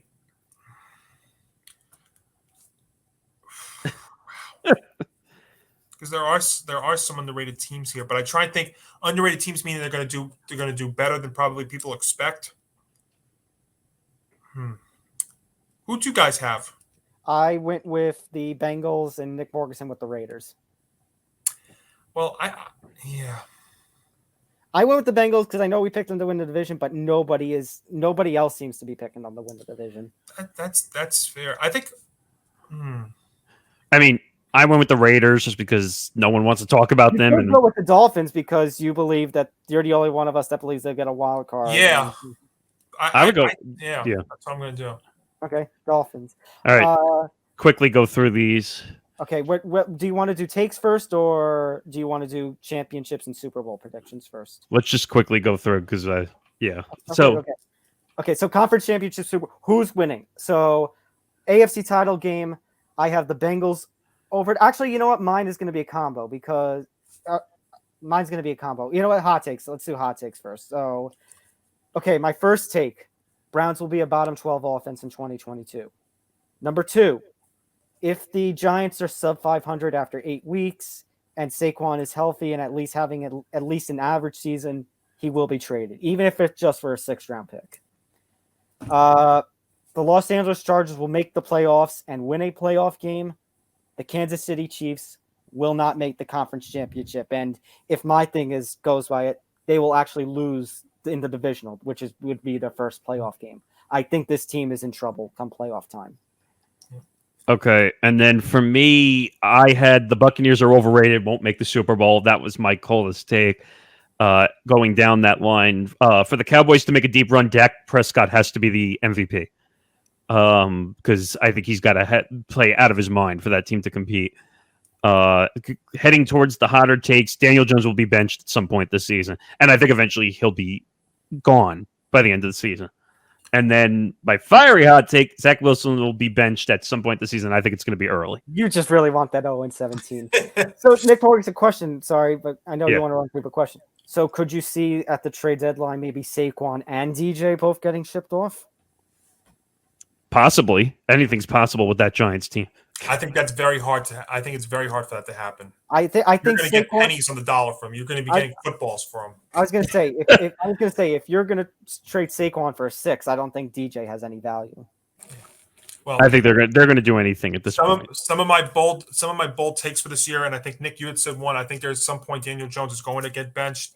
I think the AFC West, for as strong as people have been talking about this year, I think only 2 teams get out of there and into the playoffs this year. My boldest take this year, and I think this, I would not be surprised if this happens. I think the Patriots could possibly making a run at last place in the AFC East. I think that is certainly possible. And one of my other takes, and we can do this in whatever order, I don't think we have a Super Bowl rematch this year. It's shaping up to be that way, but I don't have a Super Bowl rematch this year. All right. Do you want to just head down that road since he brought it up? So. Okay, hang on. West and AFC East. Okay, I was writing everything down, so we all have them. Okay, so predictions. So I am actually going with a Super Bowl rematch, but how we get there is going to be a little different. I have Rams versus Bucks in the NFC title game with the Rams winning. And I have, don't disrespect the Bengals, winning the AFC title game against the Chargers. You and I have the same thing, actually, for the most part. Yeah. But I'd say, I think, yeah, but Super Bowl, we differ. Nick Morgasen, you think the Rams are still going to beat the Bengals? I think there's going to be a repeat. I am going to say it because I'm extra motivated because everyone's disrespecting them. Don't disrespect the Bengals. They are winning. Joey B is lifting the Lombardi Trophy this year. Damn. Nick Federa, he has Bengals over the Broncos. He thinks that he's very high on the Broncos. Mile high, yes. He also has a Rams-Bucks NFC title game, though. He has the Rams winning as well. Yes, Nick Federa. Yes, he went with the Bengals. Yes. Well, I'm gonna try and be as respectful as possible for the Bengals. Like I said, I don't think we have a Super Bowl rematch this year, and one of the reasons why is because I don't think the Bengals get out of the AFC this year. I think the Rams get to the NFC. And I'm going bold, and I think this is the year that they get over the hump. I'm going with the Los Angeles Chargers to get out of the AFC. I'm going with a Chargers-Rams Super Bowl, and I think we could be looking at a repeat. Damn, a Battle of LA in the Super Bowl? Battle of LA. Imagine what if only that was last year when the game was in LA. Can you imagine the ratings would be insane if both LA teams made it? That's why I said this is what the NFL wants. Now, Johnny, you said Rams make it. Who do you see as that second team in the NFC? Who do the Rams beat? Tampa. Okay, so we're all in agreement. So we're all in agreement. It's a Rams-Bucks NFC title game. Yes. Yeah. I don't think Green Bay's got enough to get there. Their depth is challenging. I think the Eagles are gonna make a push, but they don't have enough to get there just yet either. So you mentioned the Packers. I think they lose. I'm looking at my own thing right now. I think they lose in the divisional. Yeah, the problem's their depth. That's really what it is. I mean, that's really what it comes down to. You know, Rodgers had more options years ago. All right, so that is gonna do it. We have just gone through a hell of a lot about this season, this upcoming postseason. Guys, football is back, and God, am I happy about that. Hallelujah! How many times are we going to hear this during the season? If I can play myself here. RELAX. How many times are we going to hear Nick say, shut up? Well, or F you.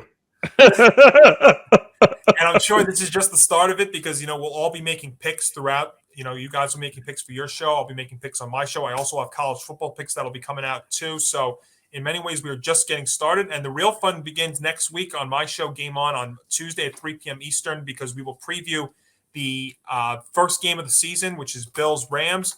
and then it starts for real next weekend. So I'm excited. I mean, yes, the Giants are going to stink this year, but just the feeling of football being back and what we can do here on the shows, a lot of fun. I'm looking forward to it. I mean, we're going to have a lot of stuff too. Our rapid rundown is back. That's what we normally do. We're also adding a bench lock this year, which will be one pick that you can lock in for double points this year. So that'll be fun, and then a bunch of other stuff along the way as well. So all right, so make sure you hit that like button. Make sure you subscribe. Make sure to follow us across our social medias. You've seen them scrolling across the bottom all these 2.5 hours. Yeah. So it's about time for us to finally depart. Enjoy the football this season. We'll be with you all 18 weeks and all postseason long. For Johnny Montalbano and Nick Morgasen, I'm Tom Albano. Thank you for watching this special production from the Empty the Bench Network. Until next time, guys, take care and go football. Go football. We'll see you around.